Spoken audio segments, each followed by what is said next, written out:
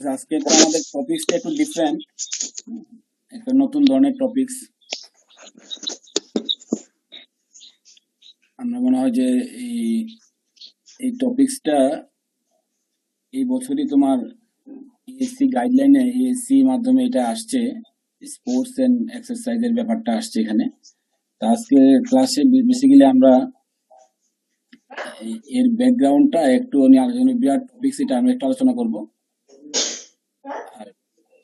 Based on the ASC sports guideline 2020। আমরা শুরু করে দিই, তাই না? সময়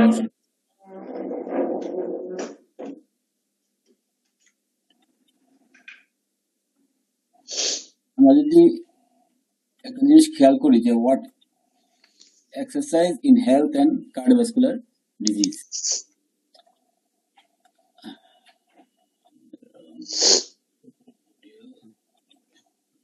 ঠিক আছে, তাহলে আমরা এই এক্সারসাইজ যে জিনিসটা এটা কেন আসলো, যে হেলথ অ্যান্ড কার্ডিওভাস্কুলার ডিজিজের প্রেক্ষাপটে আমরা সবাই জানি মোটামুটি যে আমরা যদি চিন্তা করি যে what are the risk factor. আচ্ছা, আমরা কি ভালো অডিবল হচ্ছে, শোনা যাচ্ছে ভালোভাবে? হ্যাঁ, আমি শোনা যাচ্ছে, ঠিক আছে, শোনা যাচ্ছে স্যার। তাহলে আমরা যদি দেখি যে হার্টের রিস্ক ফ্যাক্টর গুলো যদি খেয়াল করি, আমরা সবাই রিস্ক ফ্যাক্টর জানি, আমাদের সব যাচ্ছি না আমি। দেখো, লাইফস্টাইল এন্ড রিস্ক ফ্যাক্টরের প্রথমে কিন্তু তিনটার ভিতরে স্টার্ট ইন মিডল পজিশনে physical inactivity. Physical inactivity risk ফ্যাক্টরটাই একটা চিফ, একটা প্রধান একটা রিস্ক ফ্যাক্টর, যেটা আমাদের দেখো এই এই তিনটা থেকে আলটিমেটলি ঘুরে ফিরে corona disease, heart rhythm, heart failure, stroke and other disease start হয়েছে। হ্যাঁ, তার মানে it is the important risk factor for the heart disease. So এটার ইলিমিনেশনের জন্য আমাদের এটা প্রয়োজন আছে। তো আমরা যদি একটা জিনিস খেয়াল করি যে এই যে রিস্ক ফ্যাক্টর, যে কমন রিস্ক ফ্যাক্টর, এটা hypothesis, common soil hypothesis, diabetes and coronary disease. ওয়ার্ল্ডের ভিতরে এখন আমাদের যে ডায়াবেটিস যাদের হচ্ছে, তিনজনের দুজন পেশেন্টই করোনারি ডিজিজ আক্রান্ত হচ্ছে, এবং ডায়াবেটিস পেশেন্ট গুলার মোড অফ ডেথ হচ্ছে কার্ডিওভাস্কুলার। তো আমরা যদি কমন সয়েল হাইপোথিসিস যেটা আছে, যে সেটা হলো যে পেশেন্টের যে হাইপারটেনশন, ডিসলিপিডিমিয়া, হাইপারগ্লাইসেমিয়া, হ্যাঁ, যে ইম্পেয়ার্ড ফিব্রোলাইসিস, এই সবগুলোই কিন্তু basically related with the physical inactivity, এবং physical inactivity provoke the insulin resistance and thus diabetes and coronary disease. So আমাদেরকে এক্সারসাইজ এই জন্য কার্ডিওভাস্কুলার প্রিভেনশন এবং হেলথে নিয়ে আসা হয়েছে। যে যদি আমরা বলি হোয়াট ইজ দ্য প্রিভেনশন, আমরা কি বুঝি? Defines a coordinated set of actions at the population level or targeted at individuals are aimed at eliminating or minimizing the impact of cardiovascular disease and its related disabilities. So prevention এর যে কোনো জিনিস prevention করতে হলে আমাদের শুধুমাত্র আমরা individual level তো আছেই, ইন্ডিভিজুয়ালাইজড, পাশাপাশি পপুলেশন লেভেল আমাদের কিছু কার্যক্রম সৃষ্টি করতে হবে। এই জন্য বিভিন্ন society, ACC, American heart association, European heart association, এরা বিভিন্ন সময় বিভিন্ন গাইডলাইন, প্রাইমারি প্রিভেনশনের গাইডলাইন ক্রিয়েট করছে, যার ফলে আমাদের অনেক সুবিধা হচ্ছে যে কিভাবে পেশেন্টকে অ্যাডভাইস করবো বোঝা যাচ্ছে। তো একটা প্রশ্ন আসবে যে কেন আমরা এক্সারসাইজ করবো, এক্সারসাইজ করে আমাদের কি লাভ হবে কিনা, এবং এই যে রিস্ক ফ্যাক্টর গুলো আমরা কি এলিমিনেশন করে কোনো লাভ হবে কিনা। সেক্ষেত্রে দেখা গেছে যে আসলে প্রিভেনশন ইজ ইফেক্টিভ। আমরা যদি প্রিভেন্টিভ মেজার গুলো নেই, ইফেক্টিভ। কারণ কি, the elimination of health risk behavior would make it possible to prevent at least 80% of CVDs and even 40% of cancer. So it is most important that আমরা যে কোনো preventive মেজারকে আমরা গুরুত্ব দিব, এবং পেশেন্টকে আমরা অ্যাডভাইস দিতে পারবো যে এটা প্রায় 80% CVD রিস্ক কমায়। তাহলে patient will get interested to take the preventive measure. তাহলে আমরা কি কি ধরনের ফিজিক্যাল অ্যাক্টিভিটি আছে আমরা সংক্ষেপে যদি আমরা জানি, যে 4 ধরনের ফিজিক্যাল অ্যাক্টিভিটি লেভেল আছে আমাদের। একটা হলো sedentary behaviour, light activities, moderate and vigorous. তো আসলে এই জিনিসগুলো আমাদের অলরেডি অনেক আলোচনা আগেও হয়েছে, বিভিন্ন ফোরামে, বিভিন্ন আলোচনায়, লেকচারে আসছে। আসলে এগুলা, এই যে অ্যাক্টিভিটিস গুলা, ইউনিট গুলো হলো ম্যাথস। তোমরা জানো ম্যাথস সম্পর্কে। এই ম্যাথস এর সেডেন্টারি বিহেভিয়ার কে নিয়ে আসা হয়েছে একটা। আর আগে এক সময় শুধু লাইট থেকে স্টার্ট হতো, লাইট অ্যাক্টিভিটিস। এখন সেডেন্টারি কে নিয়ে আসা হয়েছে, যে যেহেতু মানুষের সেডেন্টারি বিহেভিয়ার স্টার্ট বেশি হচ্ছে then other activities. Sedentary behaviour, light and moderate and vigorous activity, এগুলা বিভিন্ন অ্যাক্টিভিটি আছে ম্যাথস দিয়ে এটা ঠিক করা হয়। ম্যাথস তোমরা জানো অলরেডি, তারপর এটা সংক্ষেপে একটু বলার জন্য ম্যাথ দিতে the estimate is the energy cost of a given activity divided by resting energy expenditure। আর একটা ম্যাথ মানে হলো যে আমরা যদি 3.5 ml অক্সিজেন পার কেজি পার মিনিট কনজাম্পশন করতে পারি, সেটাই বলা হচ্ছে মেটাবলিক ইকুইভ্যালেন্ট। যে আমাদের যে এনার্জি এক্সপেন্ডিচার বা এনার্জি কনজাম্পশনের একটা ইউনিট আমরা যদি বলি, সবসময় ম্যাথ দিয়ে প্রকাশ করার চেষ্টা করি। আর আরেকটা আছে হার্ট রেট হাতে আছে না, ওইটাতে করো। হার্ট রেট ম্যাক্সিমাম আমরা কিভাবে এস্টিমেট করতে পারি, সেটা হলো যে কতটুকু হার্ট রেট পর্যন্ত আমরা অ্যাকসেপ্ট করব, সেটা হলো এটা খুব ওল্ড একটা ফর্মুলা 220 মাইনাস এইচ, যে percentage of measured or estimate maximum heart rate 220 থেকে এইচ বাদ দিলে যা হয়, সেটাকে আমরা ম্যাক্সিমাম হার্ট রেট পর্যন্ত আমরা উঠাতে পারবো। এই কথাগুলো আসবে সামনে, এই জন্য আমরা একটু কথা বললাম। আচ্ছা, এখন প্রায় সময় আসে সেডেন্টারি বিহেভিয়ার মানে কি? আমরা অনেক সময় পেশেন্ট অ্যাডভাইস দিই যে আপনি সেডেন্টারি বিহেভিয়ার কমাবেন। হ্যাঁ, তার মানে এটা অলস কার্যক্রম, যেটা অলস অ্যাক্টিভিটি, যেমন working behaviour with energy expenditure of less than 1.5 metabolic equivalence while it is sitting or reclining posture। দেখা গেছে এই যে increasing sedentary behaviour associated worse health parameter including cardiometabolic risk factor, thus strategies to reduce sedentary behavior to prevent ASCVD। এখন যদি আমরা চিন্তা করি যে আমরা আসলে এই যে সেডেন্টারি, আমরা নিজেরা কতটুকু কোন কাজে কতটুকু অ্যাক্টিভিটি করি, এটা একটা ইউএস এর ডাটা। দেখা গেল যে মানুষজন স্লিপে 8.3 আওয়ার্স, হ্যাঁ, sedentary behaviour 7.7 hours, light activities 7.8 hours, moderate and vigorous only 0.2 hours. খেয়াল করে দেখো, তাহলে বেশিরভাগ সময় চলে যাচ্ছে যে 15 থেকে 18 ঘন্টা তোমার কোনো অ্যাক্টিভিটিস নাই বলতে গেলে।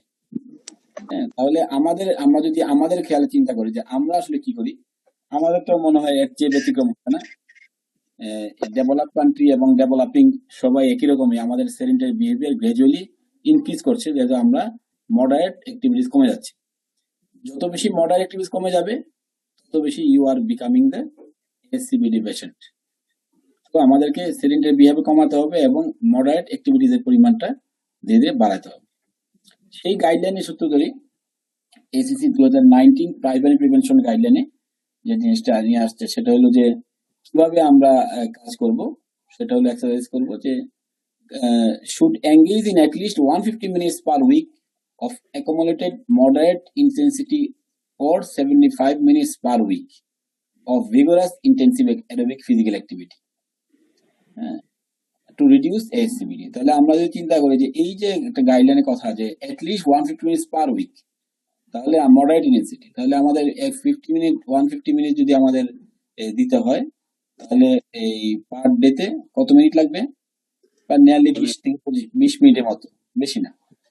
হ্যাঁ, তাহলে 20 মিনিট যদি আমরা পার ডে একটা মডারেট অ্যাক্টিভিটিস করি, তাহলে আমার মনে হয় যে একটা এসসিবি খুবই লো এক্সারসাইজ অ্যাডভাইস, বাট এটাই কিন্তু আমাদের মানা হয় না। 1996 এ ইউএস এফডিএ, দেখো এটা তো 2019 গেল, 96 এ কিন্তু তখন তারা যে সেট আপ করছিল প্রাইমারি প্রিভেনশনের জন্য, যে তারা যে একটা সেট আপ করছিল যে কিভাবে আমরা লোকদেরকে কাজে লাগানো যায়, অ্যাক্টিভিটিস করা যায়, সেখানে দেখো এভরিডে তারা হাঁটা চলা এবং 2 to 5 times a week biking, swimming, হ্যাঁ, অ্যান্ড 2-3 গলফ, বোলিং, মানে একটা হেভি অ্যাক্টিভিটিস করছে, হ্যাঁ, স্ট্রেংথ।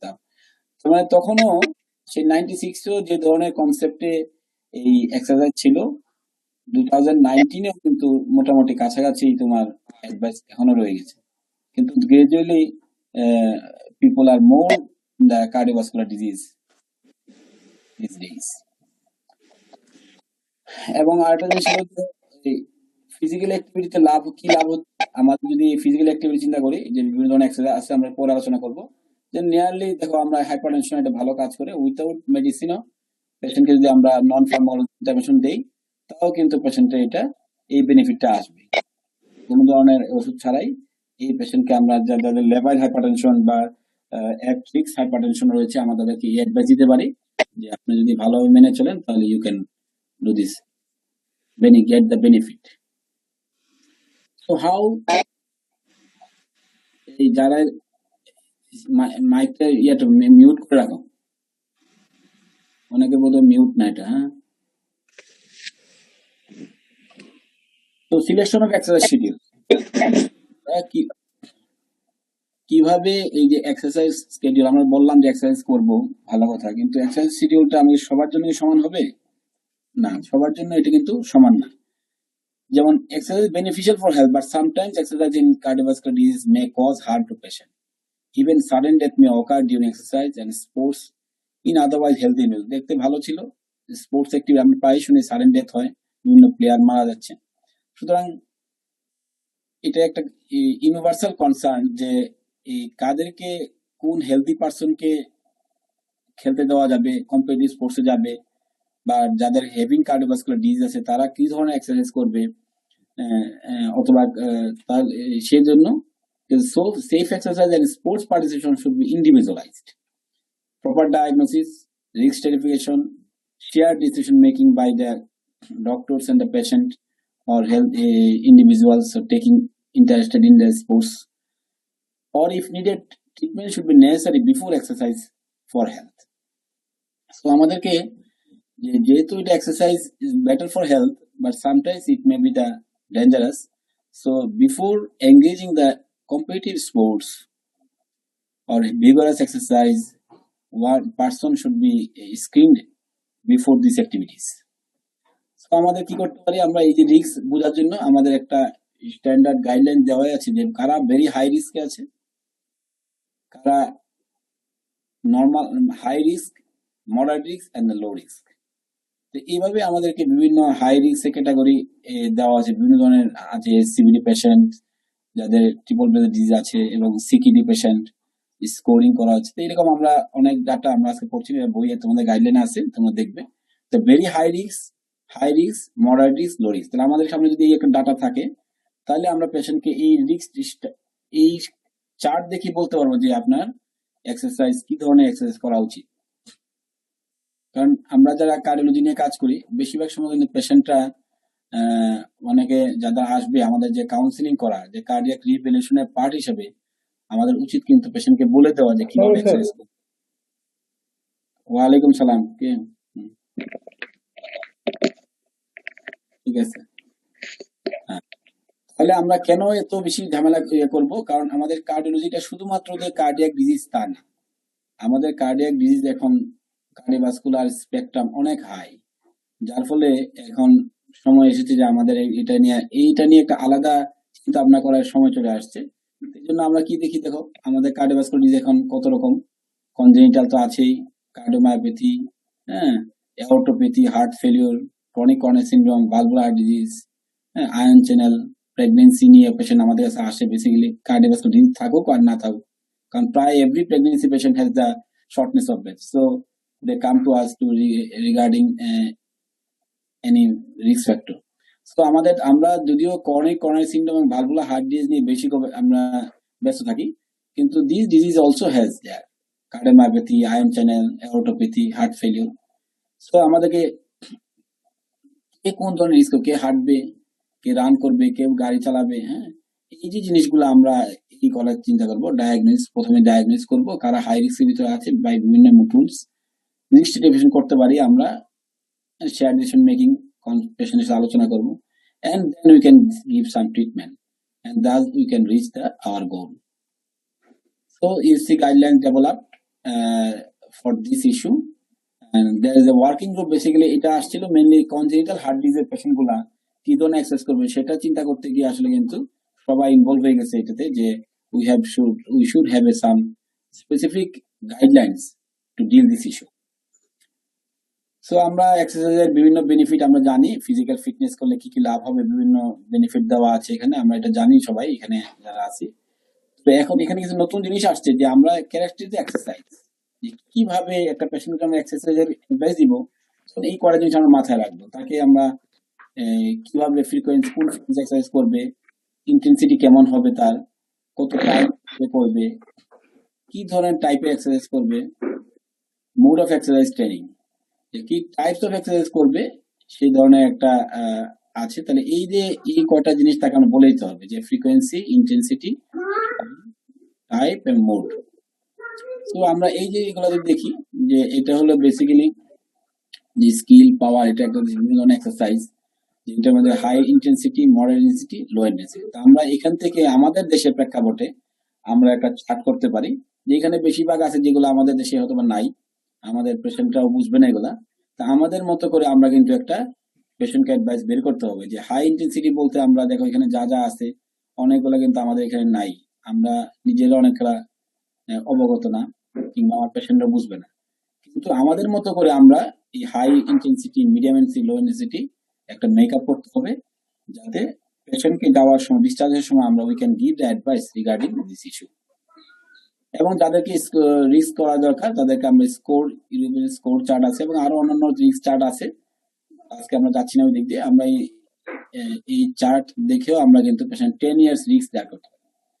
তো আমরা আগে এএসসির গাইডলাইন, আমরা এসএসসি 2019 এর দেখেছি এটা, আর ইএসসির যে গাইডলাইনটা at least 150 minutes per week modern intensity, ঠিক একই রকমই কিন্তু আছে। আমাদের খেয়াল করে দেখো যে এটা কিন্তু একই আছে, যে 150 মিনিটস পার উইক আর 75 মিনিটস ভিউয়ার্স অ্যাক্টিভিটি। সুতরাং ইএসসি এবং এসএসসি গাইডলাইনে প্রায় ইকুয়াল কমেন্ট দেওয়া আছে যে আমরা এইভাবে করব। আর যাদের আরেকটা কমন এখানে এক্সট্রা নতুন, gradual increase in aerobic exercise to 300 minutes per week of moderate intensity, while 150 minutes per week of vigorous intense activity or equivalent combination is recommended for additional benefits in healthy adults. যদি আর কেউ চায় যে না আমি আরো একটু ভালো থাকতে চাই, আমি আরো মানে কার্ডিওভাস্কুলার বেনিফিট নিতে চাই, তাহলে he can increase the exercise time and duration.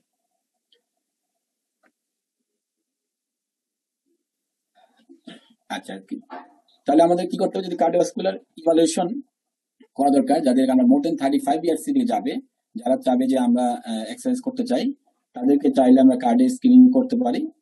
যাদের ধরো ফ্যামিলি হিস্ট্রি আছে, বাট এই বিভিন্ন এক্সারসাইজ করতে আমরা স্ক্রিনিং করতে, family history, symptom, physical examination, আমরা বেসিক্যালি এক্সারসাইজ করে তাদেরকে অ্যাডভাইস করতে পারবো যে আপনি যাইতে পারবেন, ফিজিক্যাল এক্সারসাইজ করতে পারবেন। সো আমরা যদি এখানে একটু এটা স্ক্রল করে যাই, আচ্ছা এই স্লাইডে যাই একটু, এই স্লাইডটা আমরা দেখি, তাহলে আমাদের যে pre participation of cardiovascular individual আছে, একটা পেশেন্টের কোনো মোর দেন 35 ইয়ার্স একটা অ্যাডাল্ট আসলো তোমার কাছে, যে আমি এই ধরনের অ্যাথলেটস বা কম্পিটিটিভ স্পোর্টস করতে চাই, আমার কোনো ঝুঁকি হবে কিনা, রিস্ক হবে কিনা, আসে কিন্তু অনেকেই কিন্তু এরকম আসে মাঝে মাঝে, আমি হাঁটতে পারবো কিনা। তাহলে আমরা কি করব, সিবিডি রিস্ক ফ্যাক্টর দেখবো, রিস্ক করে আমরা লো স্কোর চার্টে দিয়ে আমরা দেখলাম তার কত পার্সেন্ট রিস্ক আছে। লেস দেন 5% যদি হয় তার ফার্দার কোনো ইনভেস্টিগেশনের প্রয়োজন না, he can do the physical activities, problem না।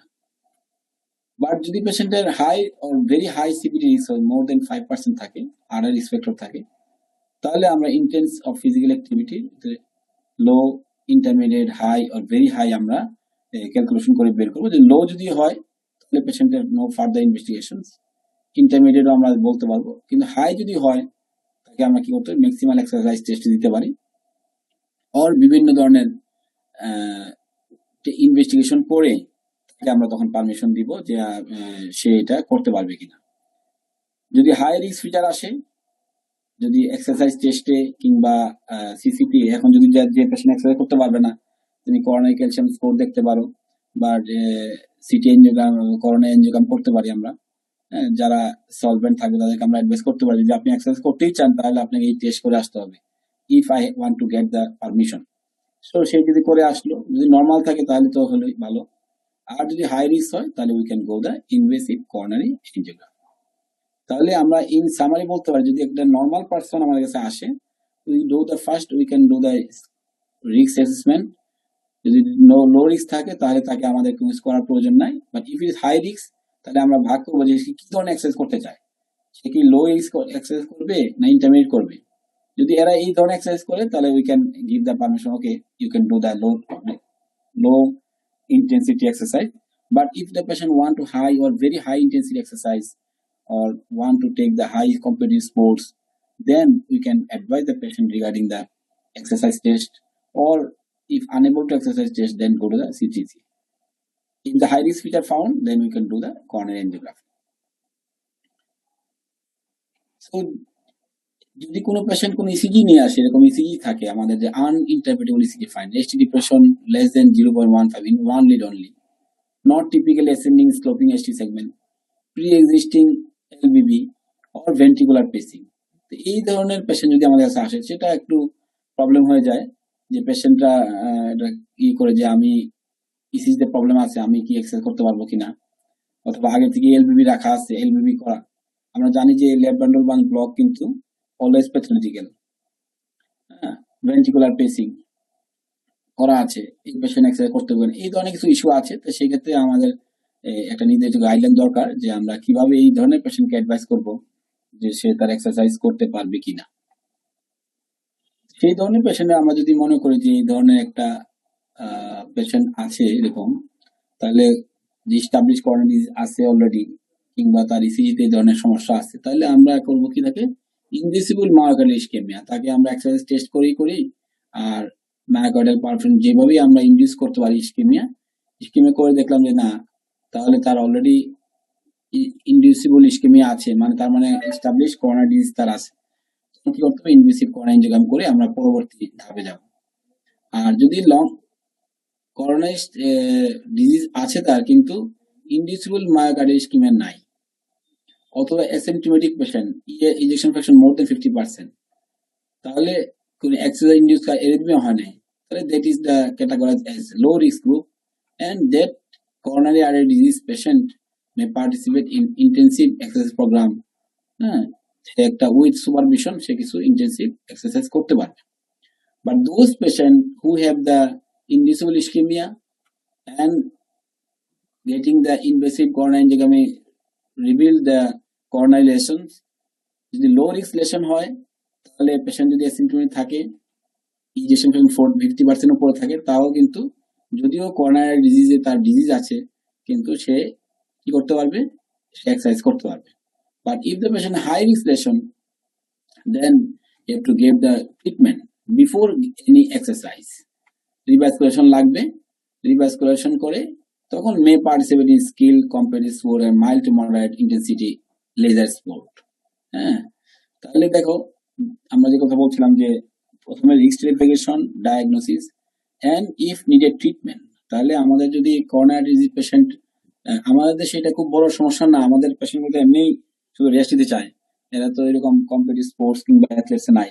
বাট বাইরে কিন্তু অনেক এই সমস্যাটা বেশি, সবাই এক্সারসাইজ করতে চাচ্ছে, হ্যাঁ, এবং অনেকেই কম্পিটিটিভ স্পোর্টস, বিভিন্ন ধরনের স্পোর্টস এঙ্গেজ আছে, তারা সবাই চায় কিভাবে তারা স্পোর্টস করবে, খেলতে হবে, যে কোনো কারণে হোক তাদের খেলা প্রয়োজন, কম্পিটিটিভ স্পোর্টসে তাদেরকে যেতে হবে। সেই ক্ষেত্রে এদেরকে ইভেন রিভাস্কুলেশন করার পরেও তাদেরকে অ্যাডভাইস করতে পারি আমরা যে now you can go the competitive sports.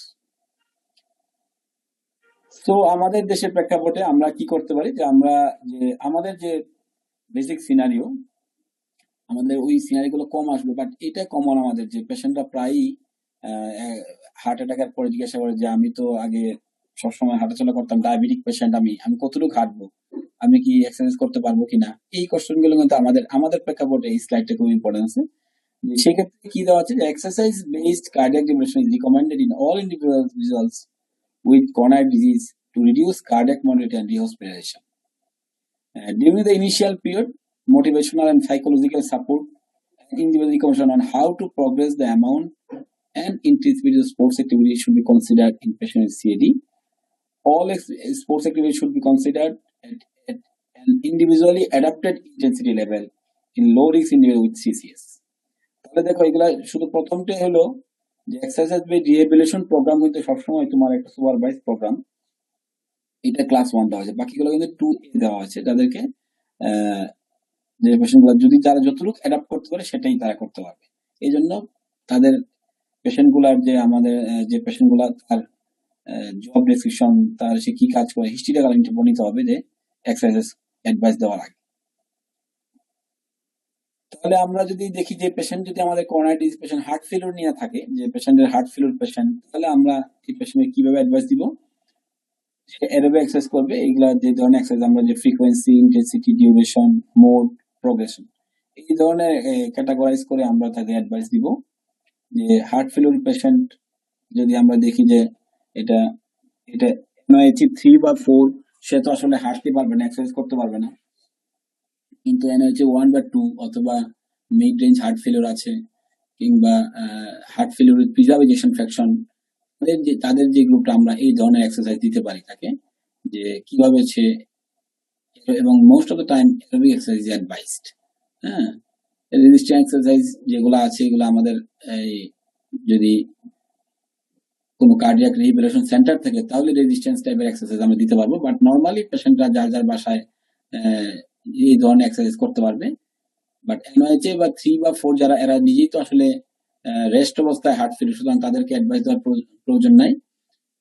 But other group, mid range heart failure বা হার্ট ফেলিউর প্রিজার্ভেশন ফ্র্যাকশনকে আমরা এই ধরনের অ্যাডভাইস দিতে পারি। Now come to the valvular heart disease. এটা আমাদের একটা common issue. Valvular heart disease গ্রুপকে আমরা কি ধরনের অ্যাডভাইস দিব?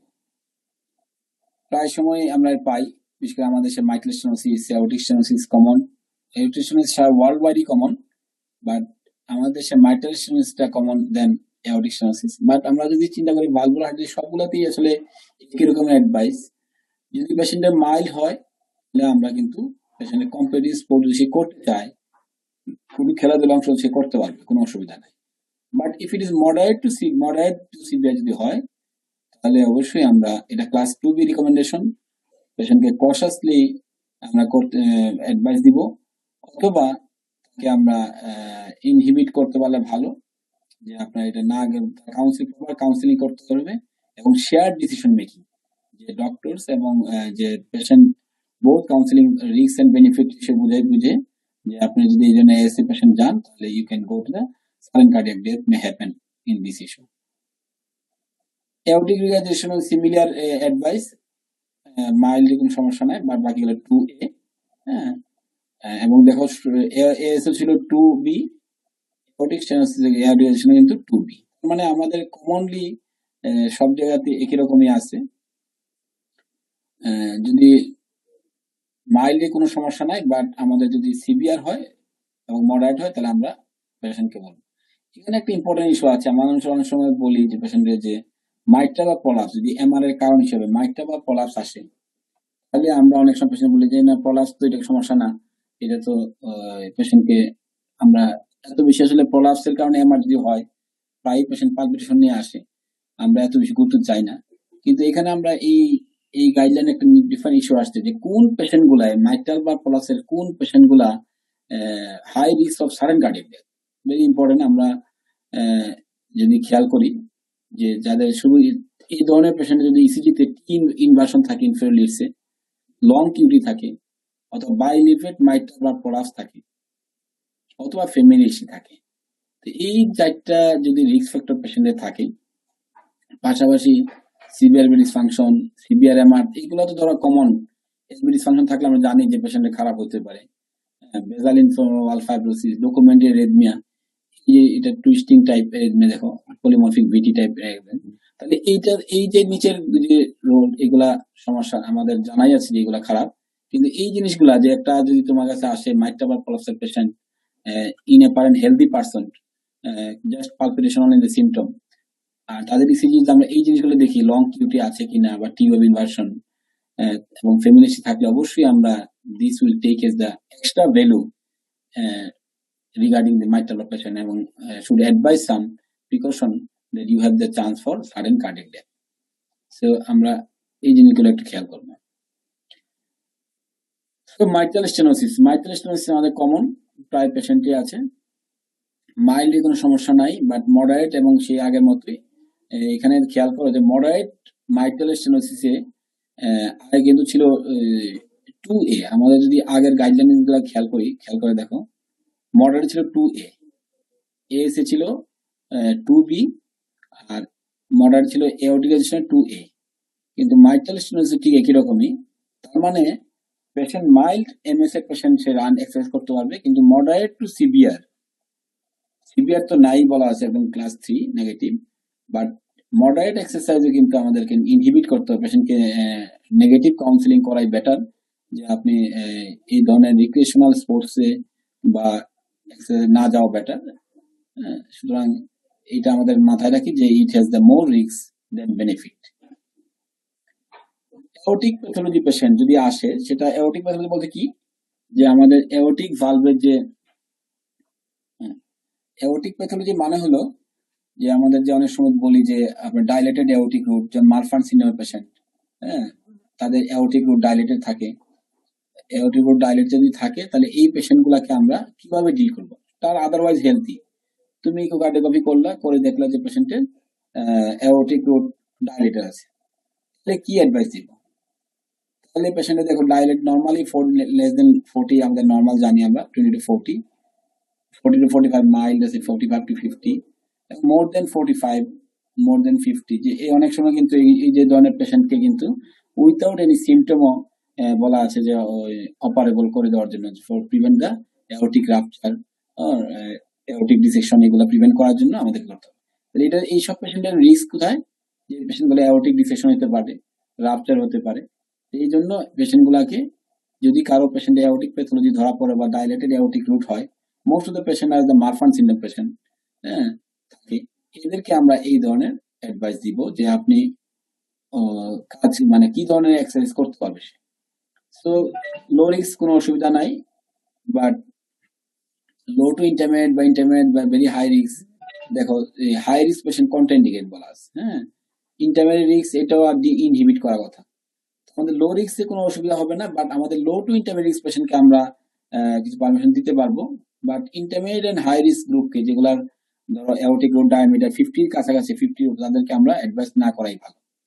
তাদেরকে বরং কি করতে হবে, তাদেরকে ফলো আপে রাখতে হবে। যদি কারো এওটিক প্যাথোলজি থাকে, এটাও জেনে নাও এর পাশাপাশি, যে আমরা পেশেন্টকে অ্যাডভাইস দিব কি, যাদের এরকম dilated aortic root with marfanoid feature of patients, তাদেরকে আমরা বলতে পারি যে আপনি 2 থেকে 3 বছর পরে, হ্যাঁ, অথবা এভরি ইয়ার অথবা 2 ইয়ার্স, যে এওটিক রুট কতটুকু বড় হয়, তার কি ট্রিটমেন্ট প্রয়োজন আছে কিনা, সেটা আমাদের খেয়াল করতে হবে। তো আমাদের আরেকটা ইস্যু হলো, আমাদের কমন ইস্যু, যে হাইপারট্রফিক কার্ডিওমায়োপ্যাথি। আমরা জানি যে পেশেন্টকে যদি বলি যে তোমাদেরকে জিজ্ঞাসা করা যায় what is the most common cause of the sudden cardiac death in the sport, মানে ইয়াং অ্যাথলেটস অর্গান, তাহলে প্রথমে আমরা আমাদের মনে আসবে যে এইচওসিএম অথবা হাইপারট্রফিক কার্ডিওমায়োপ্যাথি বা হাইপারট্রফিক অবস্ট্রাকটিভ কার্ডিওমায়োপ্যাথি। এটা সবাই আমরা এক কথায় বলবো, this are the also high risk in the sudden cardiac death. So এই দেখো, এটা এক্সারসাইজ রিকমেন্ডেশন কি, 2B, participation in all competitive sports if desired may be considered for individuals who are gene positive for HCM but phenotype negative. So আমাদের আমাদের কাছে যদি কোনো patient আছে hypertrophic cardiomyopathy, we just discourage the patient যে না, আপনার এক্সারসাইজে কোনো ধরনের নর্মাল হাঁটাচলা করতে পারবেন, but exercise competitive sports inhibit করতে হবে, এক্সামিনেশন কোনো পারমিশন দেওয়া যায় না বিফোর এনি ট্রিটমেন্ট। সো আমরা এই পেশেন্ট যদি পাই, আমরা অবশ্যই নেগেটিভ দিব, যে আপনার খেলাধুলা না করাই ভালো। তবে এখানে কিছু প্যারামিটার আছে, সব পেশেন্ট সিমিলার না। এখানে যদি হাইপারট্রফিক কার্ডিওমায়োপ্যাথি পেশেন্ট, এখন তুমি যদি করে দেখো যে না, এটা গ্রেডিয়েন্ট ভালো আছে, এলবি ডায়ামিটার বেশি আছে, ভালো আছে, হ্যাঁ, তার অ্যাডভান্স কোনো সেন্টারে তাকে যদি আমরা এক্সারসাইজ টেস্ট করতে পারি, যাদের লো রিস্ক গ্রুপ বের করে, সেটা আলাদা ইস্যু, বাট ইন জেনারেল এটা ইনহিবিট করাটাই ভালো। পেরিকার্ডিস পেশেন্ট, পেরিকার্ডিস আমাদের কমন সিনারিও, আমাদের কাছে অনেক পেশেন্ট পেরিকার্ডিস নিয়ে আসে, পেরিকার্ডিক ভীষণ আমরা বের করে দিলাম। তাদের অ্যাডভাইস কি, return to all forms of exercise induce competitive sports is recommended after 30 days to 3 months for individuals who have recovered completely from acute pericarditis depending on clinical severity. ফলে যে যদি আফটার 3 মাস থেকে 3 মাসের ভিতরে যদি পেশেন্ট গুলো আসে, তাহলে যে যারা কমপ্লিট রিকভার পেরিকার্ডিসে কোনো সিমটম নাই, বাট তাদেরকে আমরা বলতে পারি যে you can start exercise after all parameters. এই জন্য ইকোকার্ডিওগ্রাফি করে দেখা লাগবে যে পেশেন্ট গুলার পেরিকার্ডিস থেকে কোনো ইফিউশন বা ক্যালসিফিকেশন থিকেনিং হইলো কিনা পেরিকার্ডিয়ামটা, সেটা দেখে আমরা ডিসিশন দিতে পারি। আর আদারওয়াইজ আমরা অন্যান্য ক্ষেত্রে এইসব পেশেন্টকে আমরা ইন নেগেটিভ পারমিশন আমরা দিব না, যে ক্লাস 3 এটা বলা আছে যে অন্য ক্ষেত্রে এর আগে পেশেন্ট গুলা এক্সারসাইজ না করাটাই ভালো। এক্সারসাইজ ইন এট্রিয়াল ফিব্রিলেশন, এটা একটা আমাদের কমন ইস্যু। আমরা এই ক্ষেত্রে কি করব পেশেন্টকে, দেখো এখানে একটা অ্যাডভাইস আছে, regular physical activity recommended to prevent atrial fibrillation. দেখো আমাদের রেগুলার এক্সারসাইজের আরেকটা বেনিফিট আমি পেলাম, যে যদি প্রিভেন্ট এট্রিয়াল ফিব্রিলেশন পেশেন্ট হয় নাই but at risk of atrial fibrillation patient আছে, যেমন হাইপারটেনশন পেশেন্ট, তাদের more risk of developing atrial fibrillation. হ্যাঁ, আমাদের কার্ডিয়াক পেশেন্ট তো আসলে পেশেন্ট এএফ অনেক সময় মাইক্রোস্টেনোস পেশেন্ট, এটা আসলে প্রিভেন্ট করা কিছু না, এটা তার প্যাথোলজি ভিন্ন। বাট যেসব পেশেন্টের হেলথ ইন্ডিভিজুয়াল, যাদের লোন এট্রিয়াল ফিব্রিলেশন হওয়ার চান্স ইন এল্ডারলি, ওর যাদের হাইপারটেনশন পেশেন্ট যাদের এএফ হওয়ার চান্স আছে, তাদের কিন্তু আমরা অ্যাডভাইস করতে পারি যে আপনি যদি রেগুলার ফিজিক্যাল এক্সারসাইজ করেন তাহলে you can prevent the atrial এবং it is a class 1 and level of A evidence. Regular physically recommended to prevent atrial fibrillation. Structure the alcohol, drug abuse or other recommended before engaging in sports. এগুলা আমাদের অবশ্যই করবো আমরা। তার মানে আমরা দেখলাম যে পেশেন্টকে যাদের এক্সারসাইজের অ্যাডভাইস আমি পেশেন্ট দিতে পারবো যে তার অ্যাকর্ডিং ক্যাপাসিটি, আর ফর প্রিভেনশনও আমরা বলতে পারি পেশেন্টকে যে আপনি যদি এক্সারসাইজ করেন তাহলে you can prevent the common arrhythmia atrial fibrillation. তো পেশেন্টকে যখন তারা who are the high risk group in sudden death during exercise, যে দেখা গেছে যদি আমরা ইপি স্টাডি করা হয় যাদেরকে individuality ABRT or F, pre excited RR, antegrade refractory period, presence of multiple accessory pathway, septal location of accessory pathway. আসলে এই ধরনের পেশেন্টদের আমরা যখন পাঠাবো, আমরা যদি চিন্তা করি আসলে যে পেশেন্টগুলোকে আমরা ইপি স্টাডিতে পাঠাই, তা আসলে এমনিতেই আমরা এক্সারসাইজ কোনো পেশেন্ট করতে পারে না, কারণ তারা ভয় পায় যে আমরা এক্সারসাইজ করতে হবে। তারা আইদার এসবিটি পেশেন্ট থাকে, অথবা এট্রিয়াল ফিব্রিলেশনের পেশেন্ট থাকে, অথবা ডাব্লিউবি সিন্ড্রোম থাকে। তাহলে এদেরকে আমরা বেসিক্যালি অ্যাডভাইস করার আগে অবশ্যই বলবো যে আপনি ইপি স্টাডি করে আসেন। ইপি স্টাডিতে তারা যদি যারা ইপি স্টাডি করবে তারা এই ধরনের প্যারামিটার যদি পায়, this is the high risk for the sudden cardiac death. So SBT patient of the pre-excitation তারা কি করবে? The individual with palpitation complaints would exclude pre-excitation, structure heart disease and ventricular arrhythmia is recommended. In PSBT without pre-excitation, ablation of the axilla was recommended in competitive and recreational athletes with pre-excitation and documented arrhythmias. So আমাদের কাছে কোনো patient যদি এরকম SBT নিয়ে আসে বা pre-excitation নিয়ে আসে, আমি আগে যে কথা বললাম লং QT সিনড্রোম যাই থাকুক, পেশেন্টকে অবশ্যই আমাদের আগে বলতে হবে যে you have to do a EP study and get the high, যদি if they had no high risk feature, then they can engage in the sports activities. Otherwise they should get the treatment ablation and then can take the part in the irrigation sports activities. So আমাদের কাজ হলো আমরা যারা এই ধরনের patient deal করব, আমরা পেশেন্টকে অ্যাডভাইস করতে পারি যে আমাদের গাইডলাইন রিকমেন্ডেশন আছে যে যদি এসবিটি আসে বা লং কিউটি বা যে এরিথমিয়া যে কোনো পারপাসে আসুক, যেটা মনে করি আমরা এটা পেশেন্টের হার্মফুল, তাকে ইপি স্টাডি করে নেক্সট প্ল্যানটা আমরা করতে পারবো যে আপনি ইপি স্টাডি করেন, এবং ওই যারা করে তাদের কাছে আমরা রেফার করে দিব। They will give the decision regarding this issue. Pacemaker এবং আইসিডি লাগানো আছে পেশেন্টের, তোমাকে জিজ্ঞাসা করলো যে তুমি এক্সারসাইজ করতে হবে, সেক্ষেত্রে ওই গাইডলাইনে রিকমেন্ড করা আছে যে with the risk recommendation underlying disease, follow the recommendation pertaining to the underlying disease. Participation in sports and exercise should be considered in usual pacemaker therapy who do not have pathological subject for fatal arrhythmias. আমাদের কি কাজ করা আছে, আমরা যেটা বলবো যে কোনো আসলে এই ধরনের পেশেন্ট যদি তারা পেসমেকার লাগানো আছে বা আইসিডি লাগানো আছে, আসলে কোন পেশেন্ট গুলো লাগানো হয়, আমরা যদি এরকম থিঙ্কিং করি যে পেশেন্ট গুলো খুবই হাই রিস্ক গ্রুপ, এবং তাদেরকে আমরা তো আসলে কম্পিটিটিভ স্পোর্টস অ্যাডভাইস আমরা দিতেই পারি না, আমরা অ্যাডভাইস দিব না, বরং তার গ্রাজুয়ালি যে স্লোলি হাঁটা কিংবা এই ধরনের একটা লো intensity light activities, we can advice them to light activities, যে আপনি লাইট অ্যাক্টিভিটিস করবেন। আদারওয়াইজ পেসমেকারে যদি স্পোর্টসফুল অ্যাক্টিভিটি নেয়, শুধুমাত্র কার্ডিয়াক প্রবলেম না, পেসমেকার ডিসপ্লেসমেন্ট হওয়ার চান্সও থেকে যায়। তো আমাদের মেকানিক্যাল প্রবলেম আছে, পাশাপাশি আবার ডিজি এরিথমোজেনিক প্রবলেম আছে, দুই কারণে আমরা পেশেন্টকে ইনহিবিট করব। So this is guideline actually basically developed by the adult congenital heart disease group. মানে congenital heart disease পেশেন্ট গুলাকে এক্সারসাইজ মানে করার ব্যাপারে কথা সাথেই কিন্তু এই গাইডলাইন ডেভেলপ হয়েছে এটা, এবং এই অ্যাডাল্ট কনজেনিটাল হার্ট ডিজিজ গ্রুপটাই কিন্তু এই গাইডলাইনের টোটাল জিনিসটা ইভালুয়েশন করছে এবং পরবর্তীতে সব ধরনের ইএসসির সবগুলা ব্রাঞ্চকে ইনভলভ করা হয়েছে।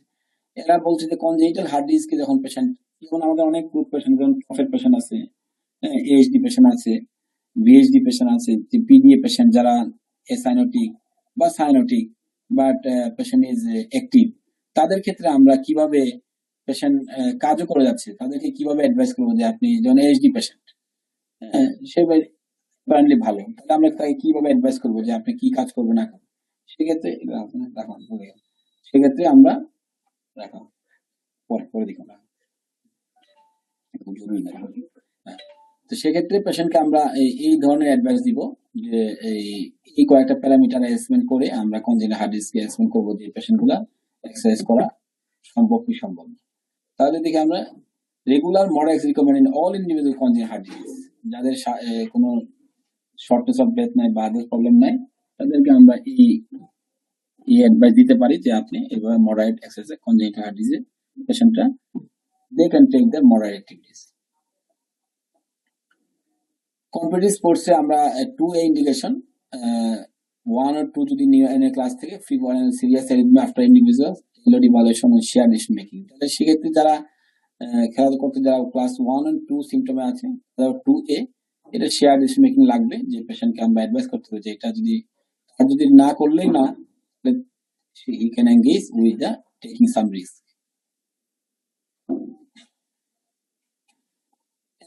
কমন ইস্যু, যদিও এটা প্রেগনেন্সির ক্ষেত্রে অনেক সময় ডায়াবেটিক পেশেন্ট উইথ প্রেগনেন্ট, অনেক সময় পেশেন্টরা প্রায় জিজ্ঞাসা করে যে আমার তো প্রেগনেন্সি, আমি না হাঁটলে ডায়াবেটিস বেড়ে যায়, আমি কি করব? এক্সারসাইজের তো প্রশ্ন, আমাদের দেশে এই এক্সারসাইজের সুযোগ নাই পেশেন্টকে। আমরা প্রেগনেন্ট পেশেন্টকে কিন্তু আমরা উইকেন, যদি ডিরেক্ট কোনো কন্ডিশন না থাকে, যা প্রেগনেন্সি রিলেটেড কোনো কন্ডিশন না থাকে, তাহলে পেশেন্টকে আমরা কিন্তু at least 150 minutes a week of moderate intensity aerobic exercise before, during or after pregnancy is recommended. তাহলে এই ধরনের পেশেন্টকে আমরা কিন্তু অ্যাডভাইস করতে পারবো যে পেশেন্ট কিভাবে হাঁটাচলা করবে। তো if it should be taken the shared decision with cardiologist and obstetrician. কোনো সময় কিন্তু পেশেন্টের থাকে primary patient but bad obstetric history or threaten অ্যাবর্শনের পেশেন্ট থাকে, কিন্তু সব পেশেন্টকে আমরা সমানভাবে অ্যাডভাইস দিতে পারবো না। যদি পেশেন্ট প্রেগনেন্সি থ্রেটেন্ড অ্যাবর্শনের পেশেন্ট থাকে বা প্রিভিয়াস বেড অবস্টেট্রিক হিস্ট্রি থাকে, ভ্যালুয়েবল প্রেগনেন্সি থাকে, এই ধরনের পেশেন্টের ক্ষেত্রে কিন্তু ইভেন যে এই যে অ্যাডভাইসটা at least 150 minutes a week moderate intensity, এটা অ্যাডভাইস দেওয়ার সময় আমরা অবশ্যই অবস্টেট্রিশিয়ানের পারমিশন আমরা একটা ডিসিশন নেওয়া দরকার, নিলে সুবিধা হয়। তাহলে কিন্তু নাহলে প্রেগনেন্সি যদি ডিসরাপশন হয় তাহলে কিন্তু টোটালি কার্ডিওলজিস্টের উপরে এসে পড়ে যাবে যে উনি অ্যাডভাইস করেছিল এক্সারসাইজ। এটা আমরা মাথায় রাখবো যে যখনই আমরা প্রেগনেন্সি রিলেটেড কোনো ইস্যু কাজ করবে, যে কোনো issue, not only exercise, other issue, we have always engaged with a obstetrician, thus shared decision by obstetrician and cardiologist. Kidney patient যদি আসে তাহলে আমাদের বেশ কিছু পরীক্ষা নিরীক্ষা করে ইনভেস্টিগেশন করব, করে আমরা দেখবো যে পেশেন্টটা suitable for exercise or not. তাদেরকে আমরা যে low to moderate intensity exercise আমরা অ্যাডভাইস করতে পারি। পেশেন্টের ক্লাস 1 ইন্ডিকেশন আছে এবং এদেরকে শিডিউল এক্সারসাইজ আছে। এটা আসলে এই ধরনের পেশেন্ট আমাদের কাছে কমই আসে, তাও যদি পেশেন্টের কার্ডিওভাস্কুলার ডিজিজ থাকে, পাশাপাশি সিকেডি পেশেন্ট, ডায়াবেটিক পেশেন্ট, তখন আসলে এক্সারসাইজের একটা প্রশ্ন এসে যায়। তখন কিন্তু নেফ্রোলজিস্ট এবং ডায়াবেটোলজিস্ট বলবে যে আপনি হার্টের ডাক্তারের পরামর্শ নেন, উনি যেভাবে বলে সেভাবেই আপনি এক্সারসাইজ করেন। সেক্ষেত্রে কিন্তু আমাদের এই নলেজ থাকা দরকার আছে যে আমরা তাদের কি অ্যাডভাইস করবো এখানে, যে low to moderate intensity aerobic exercise training program to যে প্রিভিয়াস ওয়ান হেলথ ইন্ডিভিজুয়াল যেটা আছে এটি করতে হবে সে 2 days per week, 8 to 12 exercise repetition and flexibility are recommended in all individual with CKD. if participant high intensity aerobic or resistance exercise desired by individual with CKD, then a thorough medical review is required. So আমাদের general অ্যাডভাইসের জন্য general যে আমার recommendation for the healthy একটা general health individual recommendation যে 150 minutes per week, এটা আমরা সব পেশেন্টকে আমরা ইন জেনারেল দিয়ে দিব। But if the patient take the high risk, আসলে আমরা যদি খেয়াল করি যে আসলে সিকিডি পেশেন্ট যারা সিকিডি স্টেজ 4 এ আছে বা 3, তাদের তো আসলে চাইবে না, তো তাদের এমনিতেই পেশেন্টের শ্বাস মানে বিভিন্ন ধরনের ফিজিক্যাল ডিসেবিলিটি থাকে। এই ধরনের প্রবলেম আসলে আমাদের কম পড়তে হয়। নর্মালি আমাদের এই অ্যাডভাইসটাই দিব পেশেন্টকে যে যারা সিকিডি আছেন তারা you can take the this advice 150 minutes per week. Cancer patient আসলো, অলরেডি হার্টের প্রবলেম আছে বা ডায়াবেটিস আছে, নর্মালি আমাদের কাছে আসার কথা না। যদি এই পেশেন্টের কার্ডিয়াক প্রবলেম থাকে তাহলে আমাদের কাছে কার্ডিওলজিস্টের কাছে আসবে। সেক্ষেত্রে কিন্তু স্পষ্ট গাইডলাইন দেওয়া আছে যে কারা রিলেটিভ কন্ডিশন কি আছে বা অ্যাবসলিউট কন্ডিশন কি আছে। আমরা এই চার্টটা দেখেও কিন্তু পেশেন্টকে অ্যাডভাইস করতে পারবো যে he or she can take the exercise or not. আমাদের পেরিফেরাল আর্টারি ডিজিজ আর একটা গ্রুপ আছে আমাদের যে কার্ডিওভাস্কুলার ডিজিজে পেরিফেরাল আর্টারি ডিজিজ। পেশেন্টরা এটা আসলে ডিপেন্ড আপন করে যে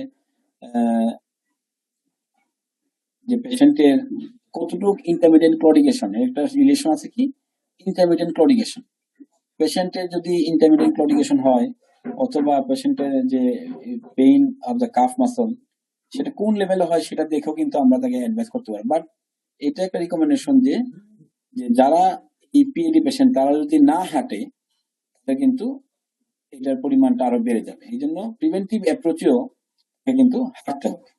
তাই কি অ্যাডভাইস দিব আমরা, regular exercise at least 1 week or moderate aerobic exercise, মানে আমাদের হেলদি ইন্ডিভিজুয়াল যে কমন এক্সারসাইজ সেটা আমরা অ্যাডভাইস দিব। কি কারণে?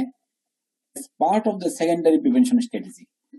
সেকেন্ডারি প্রিভেনশন তার হয়ে গেছে, কিন্তু কি আমরা এই অ্যাডভাইস দেওয়ার একটি কারণ যে সে যাতে এর চেয়ে আর খারাপ না হয়, সেকেন্ডারি প্রিভেনশন স্ট্র্যাটেজি দিব। আর প্রাইমারি প্রিভেনশন স্ট্র্যাটেজিতে অবশ্যই এই হেলথ এটা প্রয়োজন আছে। যদি কেউ সবসময় এক্সারসাইজ করে, রিস্ক ফ্যাক্টরগুলো অ্যাভয়েড করে, পেরিফেরাল আর্টারিতে তো এথেরোস্ক্লেরোটিক ইভেন্ট হওয়ার চান্স কমে যাবে। সো প্রাইমারি প্রিভেনশন আর সেকেন্ডারি প্রিভেনশন যেটাই বলি আমরা, এখানে একটা রেগুলার হেলথ এক্সারসাইজের একটা ভূমিকা রয়ে গেছে। তো আমরা এই যে কত অনেকগুলা প্যারামিটার আমরা আনলাম এখানে, যে এই প্যারামিটার গুলোর দিকে আমরা খেয়াল করে যদি, তাহলে আমরা এই স্পোর্টসের কোন পেশেন্ট স্পোর্টসে যাবে কোন পেশেন্ট না আমরা একটা আইডিয়া পাবো। তো আমরা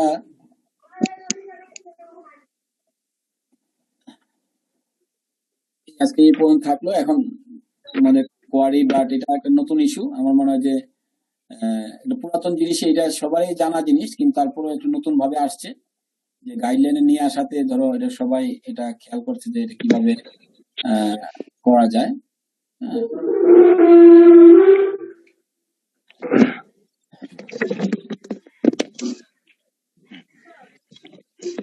আসসালামু আলাইকুম স্যার।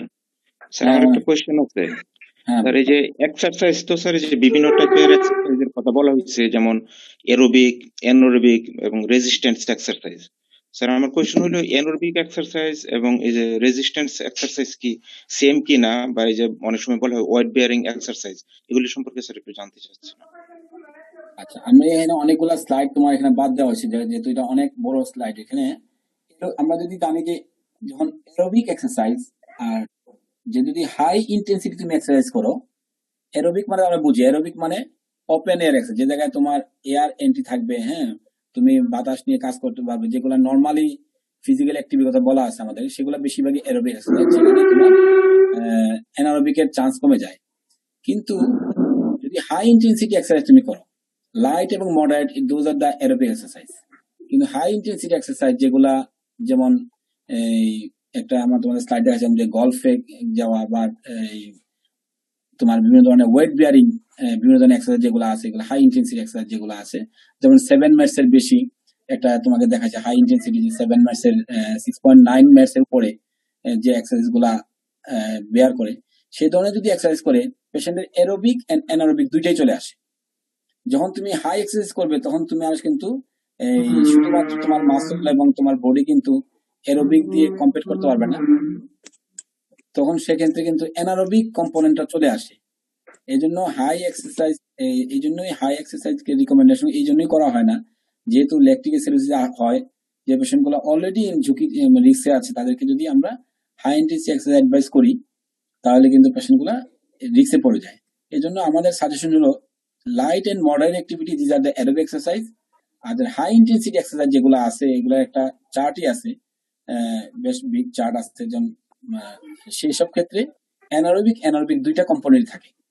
সেক্ষেত্রে পেশেন্টকে একটা অ্যাডভাইস দেওয়ার সময় আমাদেরকে ঠিক করতে হবে। এবং আমি একটু আগে বলছি তোমাদেরকে যে এখানে যে একটা এক্সারসাইজের ক্যাপাসিটি দেওয়া ছিল, হাই ইন্টেন্সিটি, মডারেট ইন্টেন্সিটি, আমরা যদি ওই একটা স্লাইড তোমাদের চাইলে দেখাতে পারি, যে আমি একটা স্লাইডটা শেয়ার করি, দেখি ওইটা কোন শেয়ার ছিল। আমরা যদি এটা দেখি, তোমাদের দেখাই, তুমি যে কোশ্চেনটা করছো এটা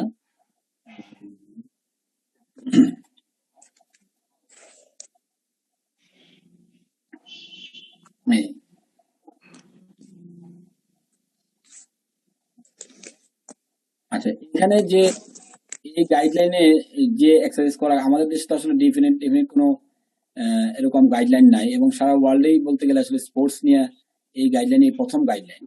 হ্যাঁ, এই দেখো এখানে এই জিনিসটা খেয়াল করো, তুমি high intensity, medium intensity, low intensity. এখন দেখো হাই ইন্টেন্সিটি যে এক্সারসাইজ করা হয়েছে, দেখো এগুলা আমাদের দেশে কি আছে, যেমন cycling, long distance walking, pentathlon, rowing, canoeing, X country skiing, biathlon, triathlon, এগুলা কি আমাদের দেশে হাই ইন্টেন্সিটির ভিতরে কি আছে? এগুলো তো আমাদের দেশের সেক্ষেত্রে আমাদের এই ধরনের কাজের মতো যে এক্সারসাইজ গুলো আমাদের দেশের প্রেক্ষাপটে আমাদের নিজেদের একটা মানে মেকআপ করতে হবে, যে এই ধরনের খেলাধুলা করতে হবে। যেমন আমাদের যখন হিস্ট্রি টেকিং এর সময়, আমরা যখন হিস্ট্রি টেকিং বলবো পেশেন্টের, যে মিউট করে দেন কোথায় আছে? স্যার বদরুল ভাই মোবাইল থেকে। আচ্ছা, বদরুল ভাই থেকে।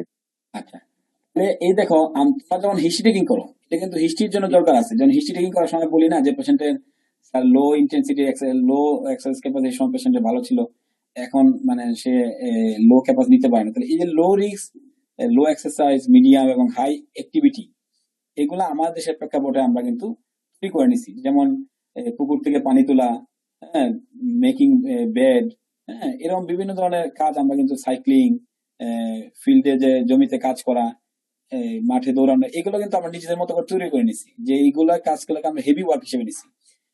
একইভাবে হাই ইন্টেন্সিটি ওয়ার্ক গুলা পেশেন্টের কিন্তু বেসিক্যালি যে বেশি হাই ইন্টেন্সিটি ওয়ার্কে কিন্তু অ্যারোবিকও থাকবে, অ্যারোবিক এনভায়রনমেন্টে করলেও কিন্তু তার অ্যানারোবিক কম্পোনেন্ট চলে আসে। যেহেতু হাই ইন্টেন্সিটি এক্সারসাইজে মাসল গুলা বেশি ইউজ করে, সে অক্সিজেন নিয়ে কভার করতে পারে না, তখন কিছু আসে। এই জন্য আমাদের এই যে সব এক্সারসাইজ সেম না, আমাদের লো intensity, medium intensity aerobic exercise, এবং হাই ইন্টেন্সিটি ওয়ার্কটা হলো বেসিক্যালি তোমার অ্যানারোবিক অ্যারোবিক দুইটা কম্পোনেন্ট থাকে এখানে। Thank you sir. স্যার আমার আরেকটা কোশ্চেন আছে, সেটা হলো স্যার এই স্যার যে বিভিন্ন ভাবে ভাগ করে, যে স্যানিটারি ওয়ার্ক, লাইট ওয়ার্ক, এই মডারেট, এটা তো স্যার ম্যাট দিয়ে ভাগ করা হয়েছে। তো স্যার এখন ম্যাট তো স্যার হচ্ছে আমরা ইটিটি করার সময় ম্যাটের একটা হিসাব বুঝতে পারি, এমনি কি স্যার অন্য কোনো আর আছে জান নাকি স্যার? এটা মানে বিভিন্ন ওয়ার্ক এরিয়া দিয়ে মানে বুঝতে হবে যে এই মানে ম্যাটের যে বিষয়টা স্যার, মানে এবং যে ভাগটা সেডেন্টারি। এই স্লাইডটা তুমি খেয়াল করো। হ্যাঁ স্যার, এখানে দেখো, এখানে কি আছে, এটা কিন্তু একটা গাইড, এটা লেটেস্ট গাইডলাইন, এটা সেডেন্টারি নিয়ে আসছে, ESC 2019 primary prevention guideline, CC তে বোধহয় আসছে এটা। তো এখানে কিন্তু আগে ছিল 1.1 to 1.9, বুঝছো? 1.1 to 1.9 ছিল লাইটের ভিতরে, 1.1 to 2.9 ছিল টোটালি। এই দুই সেডেন্টারি এবং লাইট দুইটা ছিল একটার ভিতরেই ছিল, লাইট অ্যাক্টিভিটিতে এটাকে ইনক্লুড করা হয়েছিল। কিন্তু পরবর্তীতে দেখো সেডেন্টারিকে আলাদা করা হয়েছে। সেডেন্টারি বিহেভিয়ার কিন্তু প্রায় আমরা শুনি যে আপনি সেডেন্টারি বিহেভিয়ার, কিন্তু আমরা শুনি শুধু, কিন্তু অনেক সময় আমরা কনসেপশন ক্লিয়ার না। আমরা বুঝি যে সেডেন্টারি মানে খুব আরামপ্রিয় মানুষজন, যারা চলাফেরা করতে চায় না, সবসময় গাড়ি নিয়ে চলাফেরা করে, হ্যাঁ, কোনো হাঁটাচলা নাই, তারাই সেডেন্টারি বিহেভিয়ার ডিল করে। এখন দেখো তুমি যদি এক্সারসাইজ করো, এক্সারসাইজ করে তুমি ম্যাথস বের করতে পারছো, বাট কিছু অ্যাক্টিভিটিজ এর মাধ্যমে কিন্তু ম্যাথস তুমি আইডেন্টিফাই করতে পারো। Yes. যেমন behaviour sitting, reclining or lying, watching television. তুমি মানে জাস্ট তোমার বডি কোনো ধরনের নড়াচড়া যদি না করে, কথা বুঝো যে আমাদের বডি কোনো ধরনের মুভমেন্টে নাই, সেক্ষেত্রে আমাদের কিন্তু লস্ট হতে কত 1 to 1.5 মিনিটস। মানে আমাদের নর্মালি চলাফেরার জন্য আমাদের 1.5 মিনিটস প্রয়োজন আছে শুধু বসে থাকলেও। হ্যাঁ, আর লাইট অ্যাক্টিভিটিস যেটা বলছে যে walking slowly, cooking, light house work. এই দেখো তোমরা কিন্তু এইগুলা থেকে আমরা নিতে পারি যে যে আসলে হাঁটছো, রান্না বান্না করতেছে, লাইট হাউস ওয়ার্ক করতেছে, যে বেড মেকিং এগুলা করতেছে, এগুলাতে কি আপ টু 2.9 মিনিটস পর্যন্ত খরচ হচ্ছে লাইট ওয়ার্ক।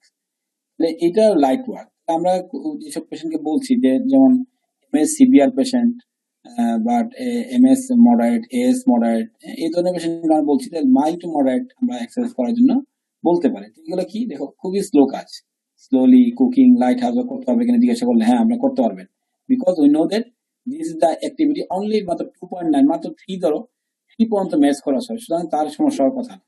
হ্যাঁ, আর মডারেট কারা 3 to 5.9, 3 to 5.9 ম্যাক্স।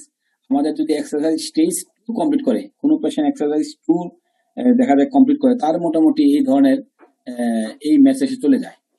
2 কমপ্লিট করলে মনে করে যে প্রায় 6 ম্যাচ এর উপরে চলে যায়।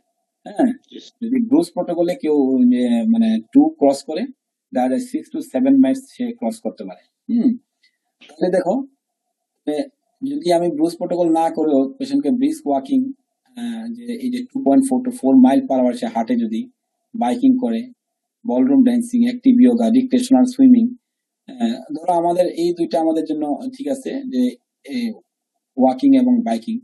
ডায়াবেটিক রোগীদের আমরা কি অ্যাডভাইস করি, ব্রিস্ক ওয়াকিং বলি, তাই না? Brisk ব্রিস্ক ওয়াকিং করলে আমি ভালো।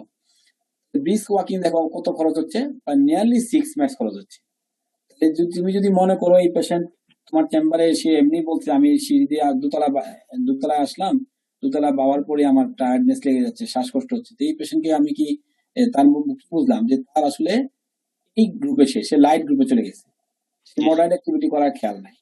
এই জন্য আরেকটা গাইডলাইন বলা হয়, যদি কেউ কোনো 2 flights of stairs say without any discomfort উঠতে পারে, হ্যাঁ, তাহলে তার বলা যায় তার মডারেট ক্যাপাসিটি আছে।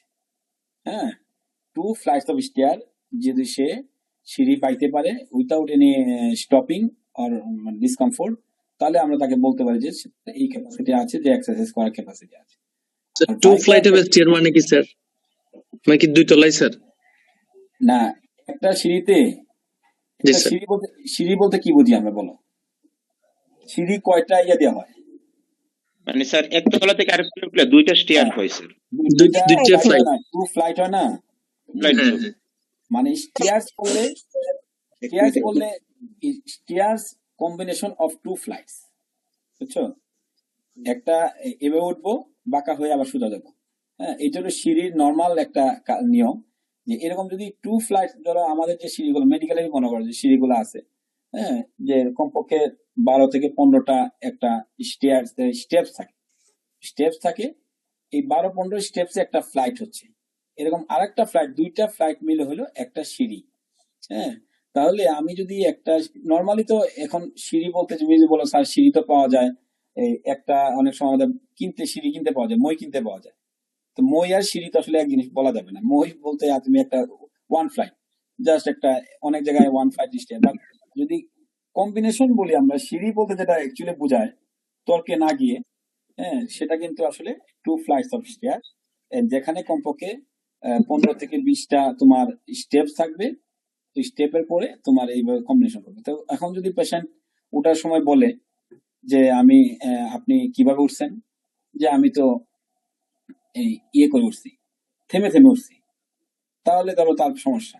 যেমন আমি আমার পার্সোনাল, যে আমি যেটা করি পেশেন্টে, যেমন অনেক পেশেন্ট আছে বয়স্ক হার্ট ফেলিওর পেশেন্ট, আগে চেম্বারে আসতো, তা আমার চেম্বার তো দোতলাতে, তা আমি জাস্ট সিম্পল জিজ্ঞাসা করি যে আপনি যে দোতলা আগের বার আসতেন তখন তো আপনাকে হুইল চেয়ারে আনলো, এইবার তো দেখি আপনি হেঁটে আসতেছেন, আপনি কি ডাইরেক্ট হাইটে উঠছেন ডাইরেক্টলি নাকি থামাইতে হয়েছে? না উনি তো খুব ভালো উঠতে পারছে, আমার সাথে একবার উঠতে পারছে। তার মানে তুমি কি অ্যাসেসমেন্ট করলা? তাহলে কিন্তু তার কোনো টেস্ট ছাড়াই তুমি বুঝতে পারছো she has the already moderate capacity, gain the moderate capacity. জি তার ফাংশনাল ক্যাপাসিটি NOH 3 থেকে NOH 1 to 2 তে চলে আসছে। সুতরাং জি এইভাবে তোমার তোমার সুবিধা মতো তোমার একটা স্ট্যান্ডার্ড তৈরি করতে হবে। সবসময় তো আর টেস্ট করা যাবে না, সবসময় পেশেন্ট ইকো করা যাবে না। এই জন্য তোমার অ্যাসেসমেন্ট করতে হবে যে পেশেন্টকে আমি উইদাউট খালি হিস্ট্রি থেকেও কিন্তু I can assess the functional capacity of patient. ঠিক আছে? স্যার, আসসালামু আলাইকুম স্যার। হ্যাঁ, স্যার, আমি ওই প্রথম কয়েকটা স্লাইড মিস করছি, তো আমি এই প্রশ্নটা একটু জানতে চাই যে একটা একুইট এমআই পেশেন্টকে স্যার কতদিন পরে আমরা এক্সারসাইজ করতে বলবো, আর স্যার আইসিএম এর রোগীদেরকে এক্সারসাইজের ব্যাপারে কি অ্যাডভাইস দিব স্যার? আচ্ছা, তুমি যে কোশ্চেন করছো সেটা হলো যে আইসিএম এর পেশেন্ট। হ্যাঁ, আইসিএম এর পেশেন্ট মানে হার্ট ফেলিউর গ্রুপ। তুমি তাহলে দেখো, এই যে আমি প্রথমেই তুমি যে মিস কথা বলি, এখানে আমরা বলছিলাম সিলেকশন অফ এক্সারসাইজ স্কেডিউল। হ্যাঁ, আমরা যখন এই স্কেডিউলটা কাকে কোন অ্যাডভাইস দিব, আমরা ইন জেনারেল যদি এই স্লাইডটা খেয়াল করি, আমরা আসলে অনেক গ্রুপ এবং তোমার এই যে গাইডলাইনটা তোমরা পড়ো, এখানে আর কমপক্ষে 50টা স্লাইড বাদ দিয়ে দিচ্ছি, যেগুলো এত সব অনেক জিনিস আছে। হার্ট ট্রান্সপ্লান্ট থেকে শুরু করে হার্ট ফেলিওরের মিড রেঞ্জ, লো রেঞ্জ, অনেক গ্রুপ আছে। যেহেতু আমাদের টাইম কনস্ট্রেন্ট আর এটা গাইডলাইন প্রেজেন্টেশন না, এই জন্য আমি কিন্তু এটা বাদ দিলাম এই কারণে যে মেইন মেসেজটা নিয়ে আসছি। এখানে কমন তোমার যে প্রশ্ন যে একটা coronary disease artery disease patient, তাহলে সে এক্সারসাইজ অ্যাডভাইস দেওয়ার আগে তুমি একিউট করোনারি সিনের পেশেন্ট বলছো, তাহলে সে তোমাকে আগে এই চার্টটা খেয়াল করো, তুমি সে কোন চার্টে আছে, এখানে cardiovascular risk category very high risk গ্রুপে আছে কিনা। এই দেখো ভেরি হাই রিস্ক গ্রুপে কারা আছে দেখো, ডকুমেন্টেড এসসিবিটি। হ্যাঁ, documented SCB includes previous ACS MI না, যাদের যদি থাকে এরকম পেশেন্ট। হ্যাঁ, তার ভেরি হাই রিস্ক গ্রুপ করা আছে এখানে, মডারেট রিস্ক আছে। আমাদের যদি এইভাবে এই যে রিস্ক গ্রুপগুলো দেখে আমার ঠিক করতে হবে যে পেশেন্টকে আমরা কোন নিয়েতে দিব। তো এখানে তার যে কোশ্চেন সেটা হলো যে কতদিন পরে আমরা তাকে অ্যাডভাইস করবো। তাই তো তোমার কোশ্চেন যেটা, হ্যাঁ, যদি মনে করো হ্যাঁ। আইসিএম এর পেশেন্ট আছে, বললো স্যার আমার তো এই বিছানাতে দিকে নামতে পারি না, শ্বাসকষ্ট হয়, তাকে তুমি কি অ্যাডভাইস করবে? তাহলে NOH স্টেজ 3 to 4। হ্যাঁ, ইয়ে না, হ্যাঁ, তার কোনো ধরনের এই জন্য আরেকটা টার্ম আছে অ্যাক্টিভিটিস অফ ডেইলি লিভিং। ওইটা আবার আলাদা একটা প্যারামিটার আছে, 6টা প্যারামিটার আছে। ডেইলি লিভিং বলতে আমরা কি বলছি, অ্যাক্টিভিটিস কি কি আছে এখানে। তাহলে যে পেশেন্ট গুলা হলো তোমার আপডেট করা,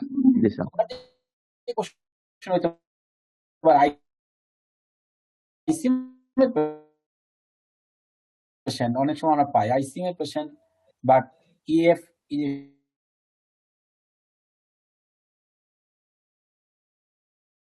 ইনফেকশন 30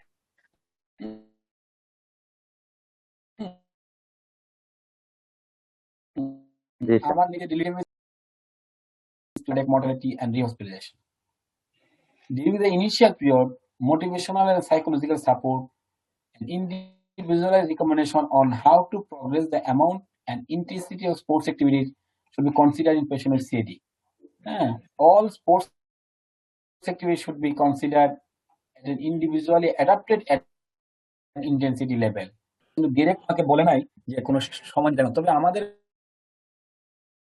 ইয়া হলো আমরা এটা ইন্ডিভিজুয়ালাইজ আমরা অ্যাসেসমেন্ট করব পেশেন্ট আসলে কতটুকু পড়ে। যেমন এই যে ম্যাথসের হিসাব তোমাকে বললাম, যদি কোনো পেশেন্টের যে 2 ফ্লাইটস অফ স্টেয়ার্স কিংবা এক্সারসাইজ স্টেজ 2 কমপ্লিট করতে পারে, সাব ম্যাক্সিমাল ইটিডি করব। এখানে আবার হার্ট রেটের ব্যাপার আছে একটু।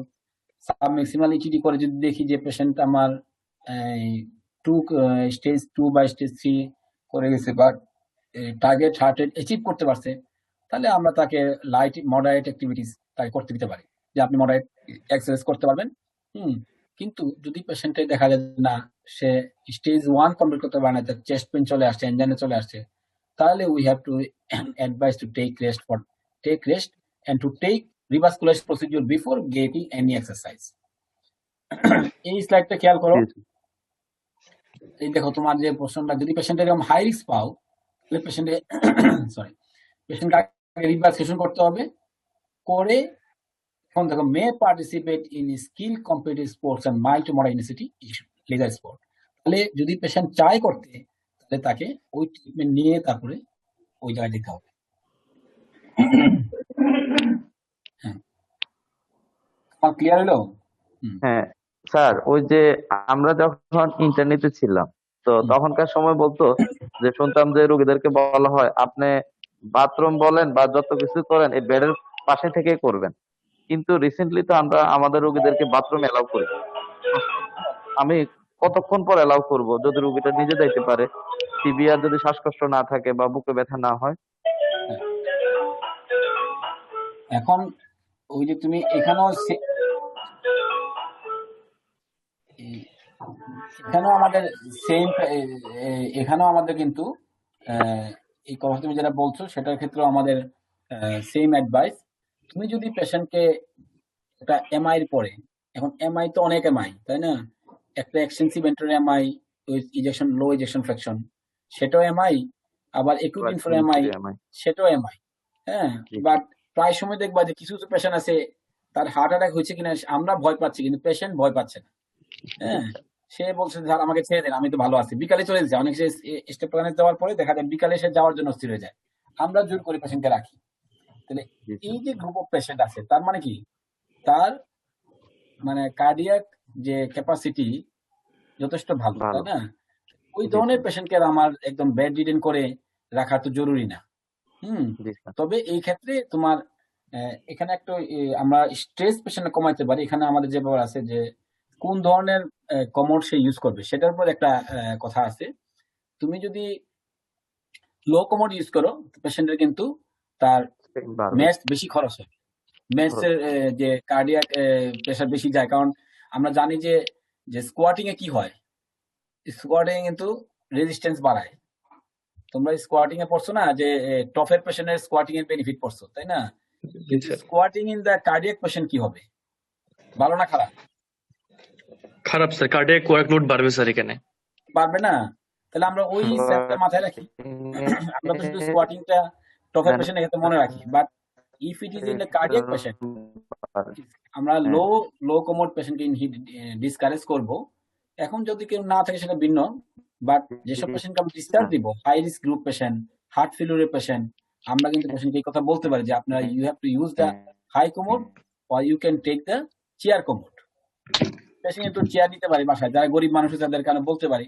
তাহলে কিন্তু আমরা যদি মিনিমাম এই অ্যাডভাইসটা পেশেন্ট দিতে পারি যে হার্ট ফেলিউর পেশেন্ট যারা ডিসচার্জ দিই, আমরা অনেক সময় পেশেন্ট অনেক কিছু বলে দিই না, বাড়িতে গিয়েই সে তার বাথরুম টয়লেটে বসে গেল, দেখা যায় পরবর্তী আর উঠতে পারে না, শ্বাসকষ্ট বাথরুমেই শ্বাসকষ্ট শুরু হয়ে যায়।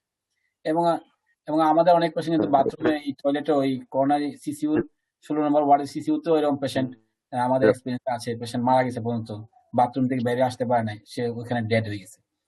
এই গত বছর আগে ঘটনা এরকম হয়েছে। তার মানে কি, এই পেশেন্টের ওয়ার্ক আমাদের মেইন টার্গেট হলো আফটার এ করোনার event to reduce the workload.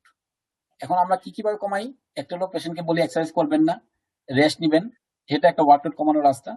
কিন্তু যে ডেইলি অ্যাক্টিভিটিস এর যে পার্ট সেটা হলো ওয়াশরুমে যাওয়া, টয়লেট করা, ইভেন তার শেপ করতে কিন্তু 4 মিনিটস এর খরচ হয়। এই যে আমরা পেশেন্ট যেটা শেপ করবে, শেপ করতে কিন্তু 4 মিনিটস এর খরচ আছে।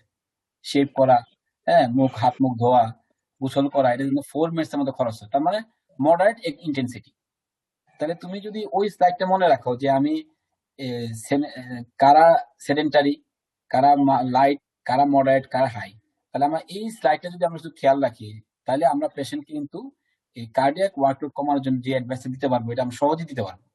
তাহলে তোমার কোশ্চেনের আনসার এটাই আনসার, সেটা হলো যে আমরা যদি মনে করি যে পেশেন্টের এই ওয়ার্কলোড নেওয়ার ক্যাপাসিটি আছে, তার হিস্ট্রি কথাবার্তা শুনে এবং তার আমি দেখো প্রায় কিন্তু ওয়ার্ডে তোমরা যারা আমার সাথে রাউন্ড দিচ্ছ, আমি কি বলতাম পেশেন্টকে, যান সে যে যাইতো কি বলতাম, যেন আপনি যান ঘুরে আসেন। তাকে আমি কি করতাম, ওয়ার্ডের ভিতরে ঘুরতে বলতাম।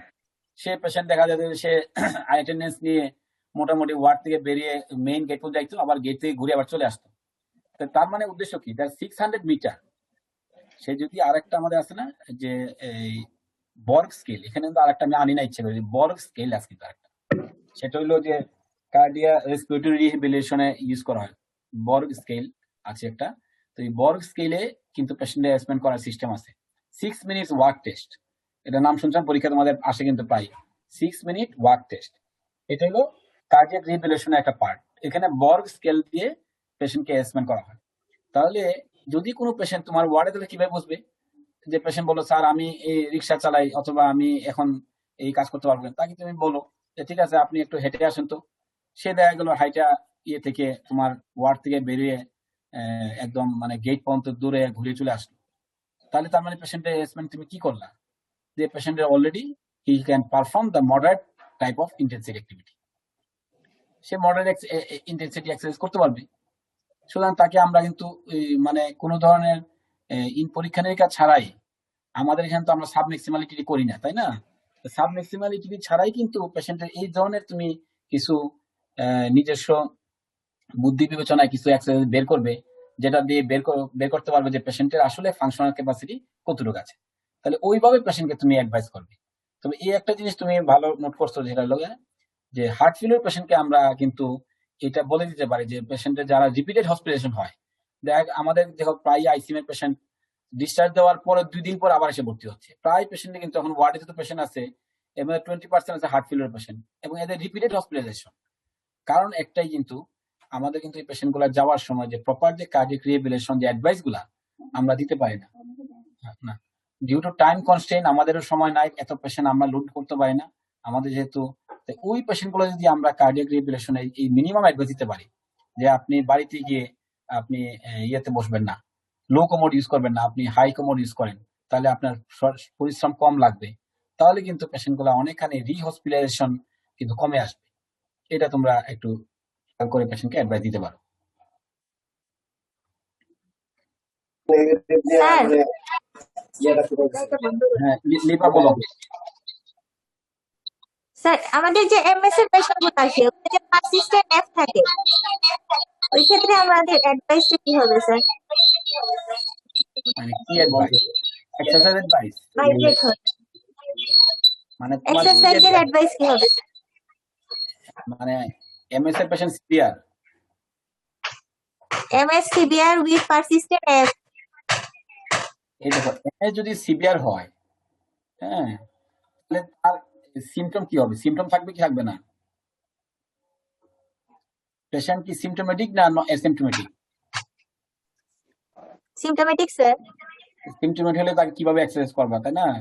পেশেন্ট নিজেই তো এক্সারসাইজ করতে পারবে না, তাহলে তার কি করতে হবে? পারসিস্টেন্ট এফ যখন নাই, শুধু symptomatic MS severe without F যদিও হয়, তাও কিন্তু তার কোনো ধরনের মানে কমপ্লিট স্পোর্টস তো নাই, নর্মালিও তাকে আমরা ইয়ে করতে পারবো না, কারণ তার এই সিমটোমেটিক পেশেন্ট মানে এমএস এর পেশেন্ট সিমটোমেটিক মানে তার এনওএইচ এ 3 বা 4 তার ইয়ে আছে ক্যাপাসিটি, সুতরাং সে তো আসলে স্যার নর্মাল। মডারেট এমএস যদি থাকে হ্যাঁ, কিন্তু পারসিস্টেন্ট সেই ক্ষেত্রে হ্যাঁ, মডারেট যদি পেশেন্টের এমএস থাকে, মডারেট যদি এমএস থাকে, পেশেন্ট অ্যাসিমটোমেটিক থাকে, হ্যাঁ, তাকে তুমি মডারেট অ্যাক্টিভিটিস এর জন্য অ্যাডভাইস করতে পারো।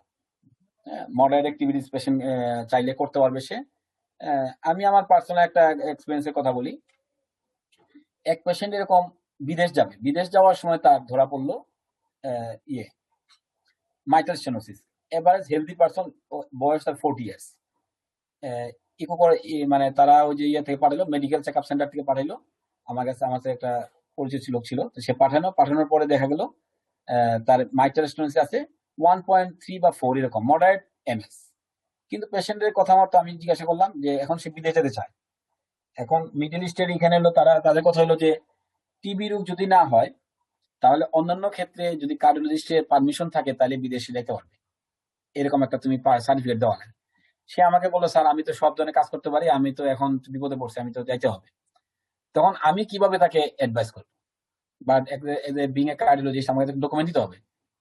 তো এমএস এর পেশেন্টে কিন্তু এখানে লেখা আছে, যেটা দেখো আমরা যদি এটা দেখি, class 2B participation all sports involving low or moderate intensity, হ্যাঁ, রেস্টিং তাকে দেওয়া যাবে, নর্মাল এক্সারসাইজ টেস্ট দেওয়া যাবে, বাট 2B ইন্ডিকেশন লিপার ডেকোশন, আমার পার্সোনালি হলো আমি তো ওই পেশেন্টকে এমএস এর মডারেট পেশেন্ট, তো পেশেন্টকে আমি তখন তাকে পারমিশন দেওয়ার পারপাসে আমি নিজে থেকে তাকে এক্সারসাইজ করাইলাম। হ্যাঁ, প্রায় 12 মিনিটস। তুমি বিশ্বাস করো না, পেশেন্ট তো 12 minute he can perform. 12 minute সে হাঁটতে পারছে, মানে স্টেজ 3-4 সে কমপ্লিট করতে পারছে উইথ মডারেট এমএস। সো পেশেন্টের অ্যাডাপ্টেবিলিটি সব পেশেন্ট একরকম না, অ্যাডাপ্টেবিলিটি ইজ ইম্পর্টেন্ট ইস্যু। এই জন্য এমএস মডারেট পেশেন্ট অনেকেই আমরা পাই আসলে তেমন কোনো সিমটম থাকে না। সুতরাং তুমি তোমার accordingly according to your judgement তুমি যদি মনে করো তাকে যেমন শুধু অ্যাক্টিভিটিস দরকার নাই, একটা পেশেন্ট রিক্সা চালায়, আমাদের দেশে তো আসলে খেলাধুলা তো রিক্রিয়েশন, আমাদের দেশের মানুষের জীবিকার জন্যই তো আমাকে এক্সারসাইজ করতে হচ্ছে।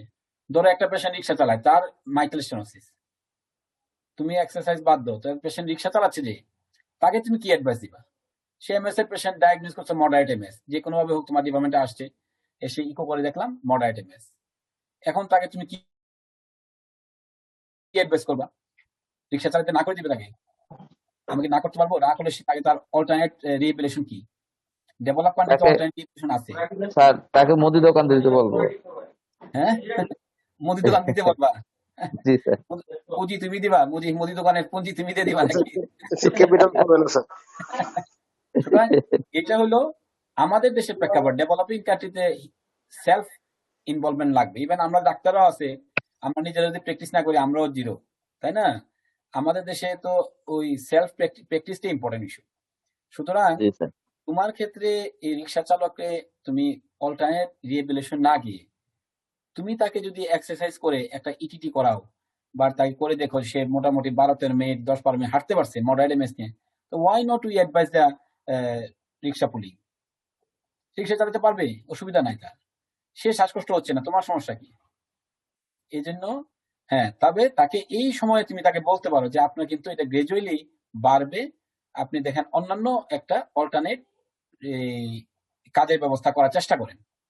আর হুট করে তাকে বলে দিলে আপনি মুদি দোকান দেন, হ্যাঁ, সুতরাং এটা যত বলা সহজ।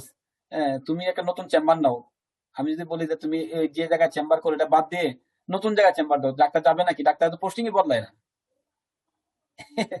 আমরা আমাদের পোস্টিংই বদলাই না, আমরা যে জায়গায় আছে সারা জীবনে থাকার চেষ্টা করি। সুতরাং রিক্সা হলো তার মুদির দোকান দিয়ে দোকান করতে পারবেন। এই ধরনের অ্যাডভাইস আমরা না দেওয়ার চেষ্টা করবো, যাতে সাথে সাথে তার মানে জব ডিসক্রিপশন চেঞ্জ না করা, আর ওই জবের ভিতর থেকে সে কিভাবে নিজেকে অ্যাডাপ্ট করবে সেই ধরনের রিহেবিলিটেশন কিন্তু এইটাই টার্গেট, যে তোমার জব চেঞ্জ করে দেওয়া না, ওই জবের ভিতরে থেকে তোমাকে নিজেকে রিহেবিলিট করা। সুতরাং ওই ধরনের পেশেন্টের ক্ষেত্রে আমরা যে লিপার্ডি কোশ্চেন, এটা হলো মাইল্ড টু মডারেট তুমি আসলে অ্যাডভাইস করতে পারো অ্যাকর্ডিং টু সিচুয়েশন, আর সিভিয়ার হলে পেশেন্ট কেন বলবো ট্রিটমেন্ট নেওয়ার পরে সে করতে পারবে, এই চিকিৎসা নিতে পারবে। আর আরেকটা কোশ্চেন এএফ এর কথা আসছিল, সে এএফ এর আমরা দেখাচ্ছি যে এএফ এর পেশেন্ট যদি ফাংশনালি ক্যাপাসিটি থাকে, সে পেশেন্ট যদি এএফ এর পেশেন্ট আছে, অনেক এএফ পেশেন্ট আছে যারা কোনো সমস্যা নাই, তাদের কন্ট্রোল লেফটেল ফিব্রিলেশন উইথাউট এনি ড্রাগও থাকে, তাদেরকে আমরা চাইলে বলতে পারবো যে আপনি যদি কোনো শ্বাসকষ্ট না হয় মডারেট অ্যাক্টিভিটিস সে করতে পারবে। আমরা সিভিয়ার কাউকে বলবো না, আমরা আপ টু মডারেট অ্যাক্টিভিটিস, যে আপনি ব্রিস্ক ওয়াকিং অথবা সাইক্লিং এগুলো আপনি করেন, বাট হেভি লিফটিং বা জিম ওয়ার্ক, জিমে গিয়ে এক্সারসাইজ করা, ইনস্ট্রুমেন্টাল এক্সারসাইজ, এগুলো আমরা ইনহিবিট করার চেষ্টা করব। ঠিক আছে?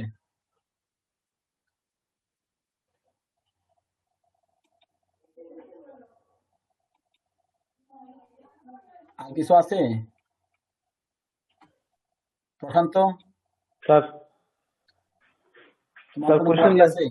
হ্যাঁ, না স্যার কোশ্চেন স্যার শুনলাম স্যার। হ্যাঁ, শুনে তোমার কি অনুভূতি হইলো? তোমার ভিতরে কোনো কোশ্চেন জানতে হইছে কিংবা না অলরেডি অল না আনসার? স্যার কোশ্চেন স্যার যেটা মানে স্যার যে জিনিসটা আলাপ করছেন স্যার, আমি স্যার একটা স্যার বইতে যেটা পাইছি স্যার, মানে ওই সিভিয়ার এমএস বা সিভিয়ার সিমটোমেটিক এমএস, এই ক্ষেত্রে হার্স্টে যেটা লিখছে যে এক্সারসাইজের কথা তারা বলছে যে উইদিন কার্ডিয়াক রিজার্ভ, এরকম একটা কথা লিখছে, হ্যাঁ, aerobic exercise within cardiac reserve. এটা স্যার আপনি স্যার এক্সপ্লেইন করছিলেন, শুনলাম। এখন কার্ডিয়াক রিজার্ভ বলতে কি বুঝো? তোমার যদি তুমি যদি এই কোশ্চেনটা পরীক্ষা আনসার দাও, হ্যাঁ, উইথ কার্ডিয়াক রিজার্ভ, হ্যাঁ, একটা গুড ইনজেকশন ফ্র্যাকশনের পেশেন্ট হার্ট ফেলিওর নিয়ে আসা সম্ভব কিনা? আসতে একটা ইনজেকশন ফ্র্যাকশন ডিজায়ার ভালো, রিজেকশন ফ্র্যাকশন তো আছে। ইনজেকশন ফ্র্যাকশন 70%, পেশেন্ট এসে বলতেছে যে আমি লিখে দিলাম হার্ট ফেলিওর। পেশেন্ট বলতেছে যে আমি তো হাঁটতে পারি না, চলতে পারি না, আমার তো টায়ার্ড লেগে যায়। এটা কি পসিবল না নট পসিবল? পসিবল। এটা স্যার টাইপের ভিতরেই আছে, হ্যাঁ হার্ট ফেলিওর উইথ, স্যার টাইপের ভিতরেই আছে যে heart failure with preserve ejection fraction. না, তোমার যদি EF 70% আসে, এটা আসলে যে heart failure with preserve ejection ফ্র্যাকশনের যে ক্যাটাগরি, এটা কিন্তু এই ক্যাটাগরিতে তোমার আসে নাই, বুঝছো? এটা কোন ক্যাটাগরি বলো তো দেখি, যে ইজেকশন ফ্র্যাকশন 70% মতো আছে। যেমন তুমি দেখবা যে হার্ট ফেলিওরের যে ডেফিনেশনে যেটা আসছে যে মিড রেঞ্জ, প্রিজার্ভ, এগুলা কিন্তু ইজেকশন ফ্র্যাকশন একদম বর্ডার লাইন রাখা হয়েছে, 55% এর উপরে, 40 to 50 লো সিভিয়ার বলা আছে। হ্যাঁ, কিন্তু তোমাকে যে সিনারিও বললাম যে কার্ডিয়াক রিজার্ভের প্রশ্ন যেহেতু নিয়ে আসছো, তুমি এই কথাটা উচ্চারণ করছো, কার্ডিয়াক রিজার্ভের ক্ষেত্রে সাথে এটা রিলেটেড, যে পেশেন্টের ইজেকশন ফ্র্যাকশন আমি দিলাম 80%।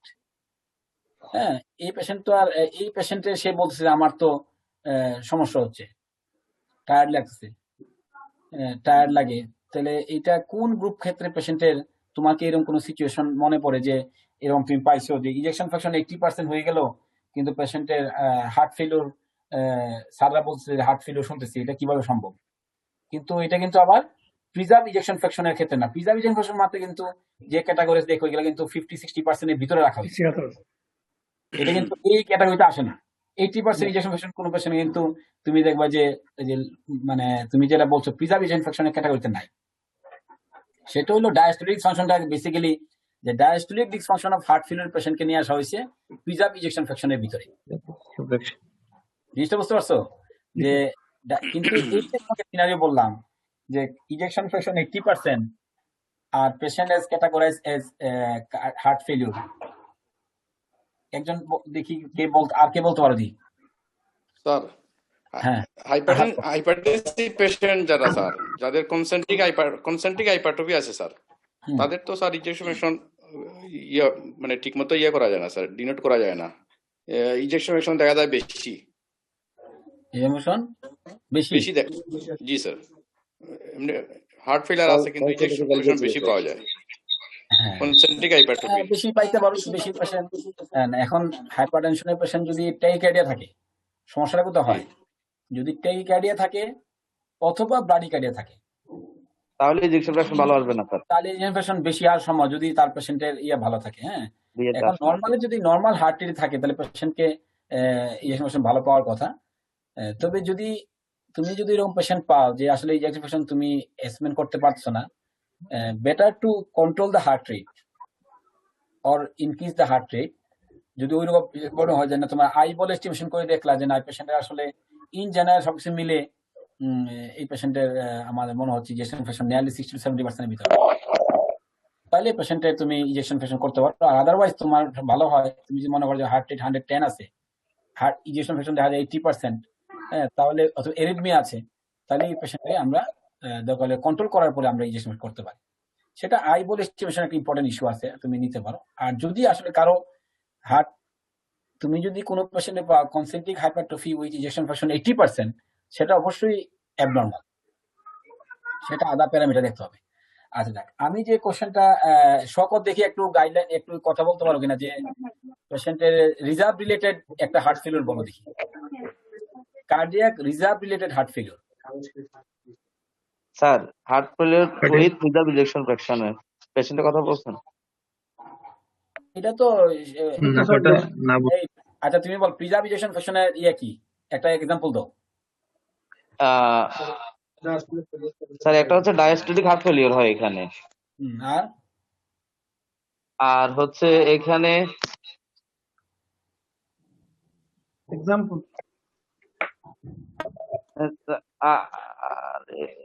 ইয়ামিন কিছু বলবো নাকি? স্যার স্যার ওইটা হাইপারটেনশন হতে পারে স্যার, কোস্টিক পেরিকার্ডিটিস, এগুলো মেইন কজ। তার মানে শোনো, যেসব কথা তুমি বলবা সবগুলো আলটিমেট প্যাথোফিজিওলজি ডায়াস্টোলিক ডিসফাংশন, কি না? হ্যাঁ, সবগুলো ultimately they are doing the diastolic dysfunction. Diabetes ফাংশনে এটা হইতে পারে টাইপ 1 হইতে পারে, টাইপ 2, টাইপ 3 যেটাই হোক, মানে আমাদের রেস্ট্রিকটিভ ফিজিওলজি হতে পারে অথবা ফিজিওলজি রিল্যাক্সেশন কনভিউশন।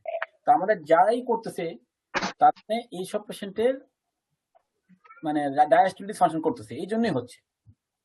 কিন্তু কার্ডিয়াক রিজার্ভে তার সমস্যা নাই, কার্ডিয়াক রিজার্ভ তার ছিলই, কিন্তু তার অন্যান্য প্যাথোলজি তাকে রিজার্ভটা কমাই দিছে। এবং এই পেশেন্টগুলো কিন্তু এই যে তোমার ডায়াস্টোলিস ফাংশনের পেশেন্টগুলো কিন্তু কি হয়, এগুলো কি রিভার্সিবল না ইরিভার্সিবল? এগুলার ম্যানেজমেন্ট কি কমফোর্টেবল ম্যানেজমেন্ট নাকি আসলে খুব মানে হ্যাসেল ম্যানেজমেন্ট? এবং এগুলা মোস্ট অফ দ্য কেসে ইরিভার্সিবল। যেমন তুমি মনে করো যে hypertrophic cardiomyopathy, concentric beats, restrictive cardiomyopathy, constrictive pericarditis, these are all irreversible pathophysiology. তোমাকে হার্ট ট্রান্সপ্লান্ট করা ছাড়া কোনো গতি নাই। তুমি হার্ট ট্রান্সপ্লান্ট করো তো they can patient get the benefit. Otherwise এই হার্ট ফেলিওর পেশেন্ট আমাদের যে রিডিউস ইজেকশন ফ্র্যাকশন ট্রিটমেন্টকে দেওয়া যত সহজ, পেশেন্ট যত তাড়াতাড়ি বেনিফিটেড হয়, আমরা কিন্তু এই প্যাথোলজি গ্রুপগুলোকে কিন্তু ট্রিটমেন্ট দিয়ে কোনো আরাম পাওয়া যায় না। হ্যাঁ, যে যতই চিকিৎসা দেওয়া লাভ হয় না, পেশেন্ট বলে যে আমি তো বুঝতেছি না ভালো কি মন্দ হইলো। হ্যাঁ, তার মানে তোমাদের এই জন্যই তাহলে একজন দিকে একটু বলো দিকে হার্ট ফেলিওর কি কি ধরনের হার্ট ফেলিওর আছে। আমাদের যদি ওল্ড ক্লাসিফিকেশন চিন্তা করি, আমাদের আসলে তো এখন এই যে ইএসসি গাইডলাইন গুলাতে তারা যেহেতু এগুলো থিঙ্কিং না, ইএসসি গাইডলাইন গুলা এবং গাইডলাইন গুলা পড়লে আসলে আমাদের এখন ওল্ড ক্লাসিফিকেশন আমরা ভুলে যাই। বই পড়তে কিছু আছে এখনো। তোমরা একটা ওল্ড ক্লাসিফিকেশন বলো দেখি, যে হার্ট ফেলিওরের ওল্ড ক্লাসিফিকেশন যেখানে তোমার কার্ডিয়াক রিজার্ভ রিলেটেড কোশ্চেনের তুমি আনসার খুঁজে পেতে পারো। এইসব এই যে আমাদের যে এখন মাইন্ড সেট আপ যেভাবে হয়েছে যে লো এন্ড রেস্ট্রিকটিভ প্রিজার্ভ, কিন্তু এর বাইরে তো হার্ট ফেলিওর আছে। ওগুলো ক্লাসিফিকেশন মধ্যে sir clinical acute heart failure, হ্যাঁ acute heart failure, chronic heart failure, acute and chronic according to duration, মানে অ্যাকর্ডিং টু এটা তোমার পেশেন্টের মানে অনসেট অফ অ্যাকশনের উপর ডিপেন্ড করে। একটা হলো অ্যাকিউট হইতে পারে, একটা হলো তোমার ক্রনিক হইতে পারে, তাই না? আচ্ছা গেল এটা। আর একটা হচ্ছে স্যার আউটপুট দিয়ে sir low output heart failure, high output heart failure. এবার আসো আরেকটাতে লো আউটপুট আছে sir, dry and wet, warm and dry.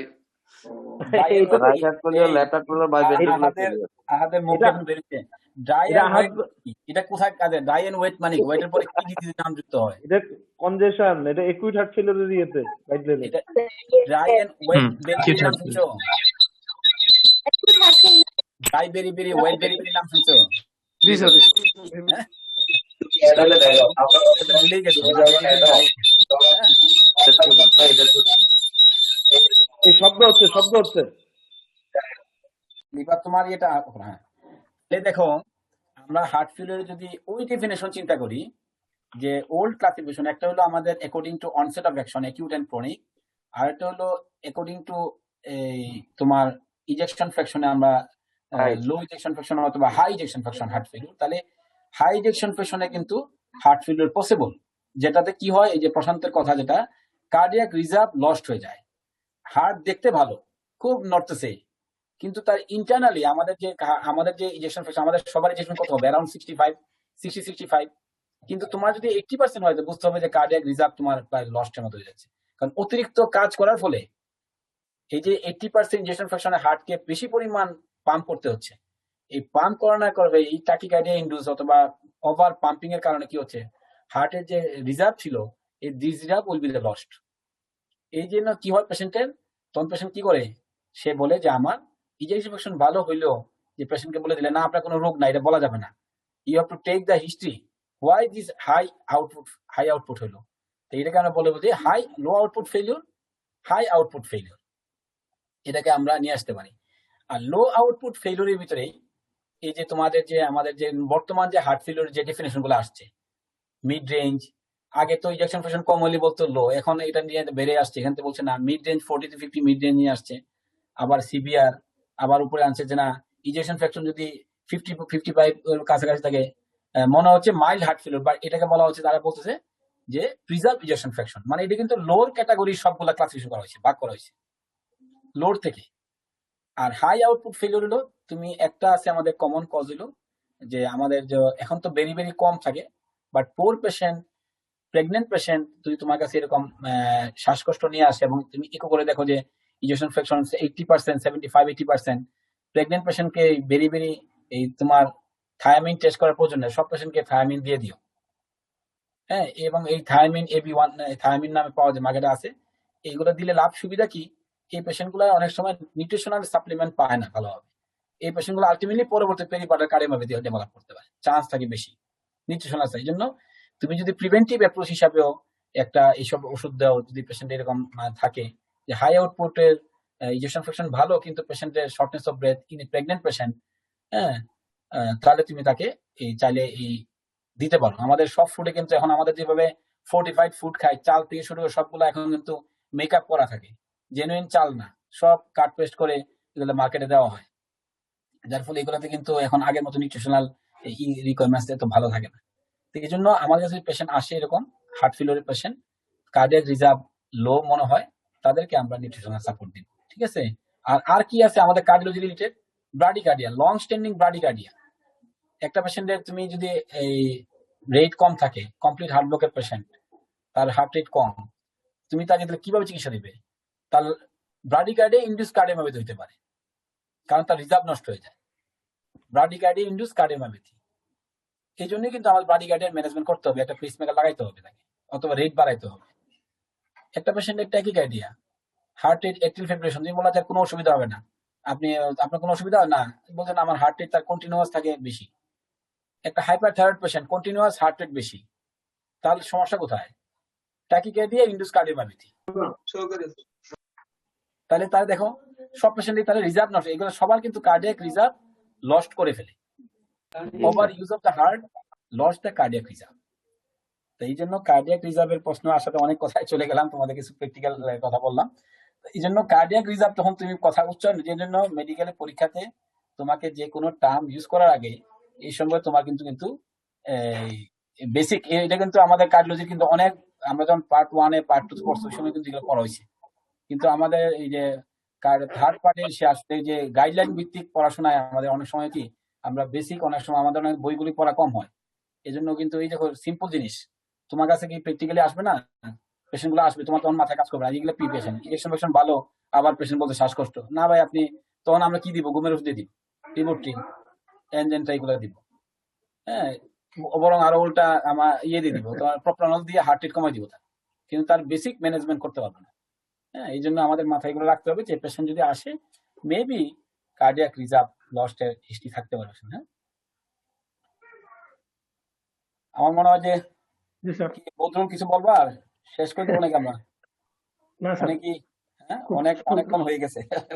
G sir. ধন্যবাদ। জি স্যার, তোমরা ধন্যবাদ স্যার, ভালো ক্লাস ছিল স্যার।